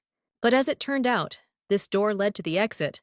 They had to save Erginus, but in the end, they got out of the maze. The Count suggested that instead of returning to the labyrinth, we enter the mansion from the main entrance. It seems he needs to clean the mansion down to its foundations to calm his anger. Memories appeared of Rowoon talking to the teacher about how Ivana should not surpass him because she was too young. But he said that age does not matter when it comes to learning and enlightenment. Ivana was a genius, and the teacher again uttered these words as if it had become a habit for him. Therefore, he selected everything, from the girl's research materials to her inventions. On the day when the teacher demanded that Rowoon not steal other people's ideas, he killed him so that there would be no witnesses. The man was sure that the redhead would die in some alley. The man strangled Ivana, saying that he would finally hear that he was a genius. But he decided to give her a worthy end, turning her into a very smart chimera. But the girl was not so scared, so angry, as she realized that he was still continuing experiments on chimeras. Chimera is the second category of living creatures, created by combining different species. Therefore, for the sake of the experiment, dozens of animals have to be sacrificed. And even if the synthesis process, although with a low probability, turns out to be successful, the subject will begin to suffer from severe stress and eventually go crazy. It was because of this experiment that the teacher opposed it. But the man said that Ivana would in fact gain eternal life. But suddenly, the commander returned to the room. She apologized for being gone for more than 5 minutes. Downstairs, she met the guys from Eleazar. Erganus said that those children had the same condition as the women found in the dungeon of Duke Seraph's mansion. They wanted to save those children. But first, Ivana had to be rescued. Raffen began to untie the girl's hands. The lady said that the man failed to get his way, and he even strangled her.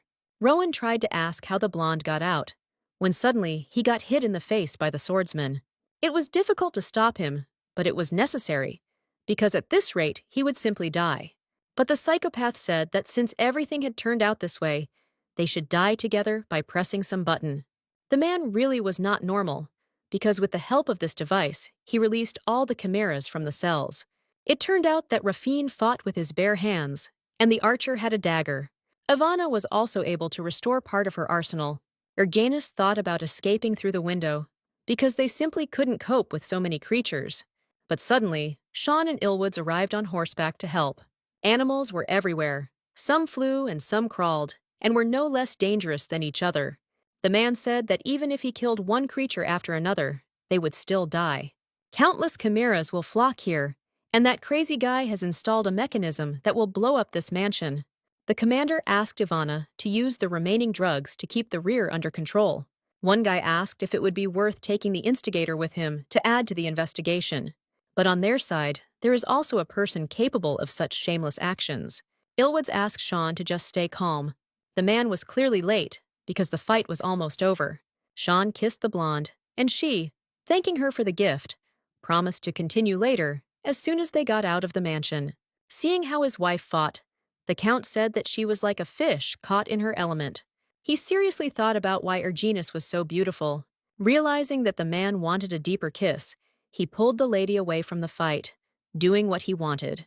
But in an instant, by her own reflex, the girl hit him in the stomach. Sean told Reeve that the mansion would explode any minute, and he should warn everyone to retreat.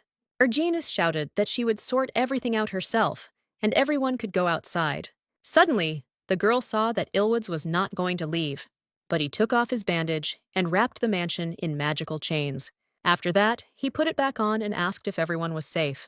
He was glad that he was able to make at least some contribution with the help of his powers. The blonde concluded that he really does have truly powerful power. Ilwoods began to heal, with the help of divine power, the wounds that Eleazar received in battle. A man cannot kill living beings with divine power, because those monsters are also life generated by God. He only has one target that he can attack. This goal is only the devil himself. When the blonde touched the Countess, she had the feeling that she was being healed with special care, and also a feeling as if, despite the blindfold, their eyes had met. Ivana approached the girl and asked for forgiveness for lying, and also added that she was a bad alchemist. But after their first meeting with the commander, she felt happy, so she forgot everything and pretended that she knew nothing. Then, Erganus offered, as atonement, to help other people with the help of her knowledge. In this case, the Countess turned to the others, asking what they were hiding from her. In the tent, at night, the lady asked her husband why Ivana hid her past from her. Sean replied that she was most likely afraid that she would leave her. He explained that if the person you like turns away from you when you show your dark side, it feels like your whole world has collapsed. That is why a person is trying more and more to hide the truth. Targel said that no matter what happened in the past, she believes in Ivana, with whom she has come such a long way. In return, Erginus made her promise that this would never happen again. To this, Caraxes stated that as long as the lady is next to him, he will be a quiet boy who obediently wears a leash. By the way, the man asked if the girl thought about what they would do after the uprising. After all, neither she nor he are very suitable for the role of Emperor-Empress. Elle does not have the kind of temperament that will allow him to sit quietly on the throne and observe the affairs of the government. The devil said that the blonde looks better when she holds her sword in her hands. The lady realized that he was right, because instead of wearing a dress and covering her mouth with a fan, chatting with the nobility, she would be much happier wielding a sword with the Eleazar squad. Therefore, Sean proposed becoming the head of the order, settling on the ducal title. The girl was shocked when she learned that Caraxes wanted to make Aston emperor. The man said that the appearance of a hothouse flower that he saw at the first meeting had completely disappeared. Aston was gradually maturing before his eyes. Sean stated that Aston is no longer the little brother who needs to be protected. He's old enough that they can already think about giving him the title. Caraxes threw the lady onto the bed, asking her to forget about respectful speech and all kinds of formalities. When she and her husband first met, the girl was a mercenary and he was a commander. Therefore, Elle could not help but get used to the formalities. At this point, the only thing that matters is that his wife maintains formality with her husband. She decided that he had a very flexible mind, since he encouraged the violation of such rules. Today, when the lady treated the Duke so easily on the battlefield, he realized that their relationship had become closer and more special. But the couple still has one more thing to do, because the girl said that everything else will happen when they leave the mansion. The man said that he wants Erginus to always address him the way she did yesterday. The blonde said that she seemed to like him too much. Elle really didn't know what was going on in the Count's soul. His heart yearns for her to be only his, so he would like to lock her in a place that no one will know about, and force her to look only at him for the rest of her life. And even if for this, you have to give every drop of yourself. The girl said that she had known for a long time that her husband was not kind, so tonight she would also treat him badly. Erginus suggested checking which of them are sophisticated in bad deeds, but Sean would never let a girl do all the work, so he ended up on top again. The blonde stated that she was crazy and very much in love with Caraxes. The next morning, the Count left that place, ordering him to report when his wife woke up.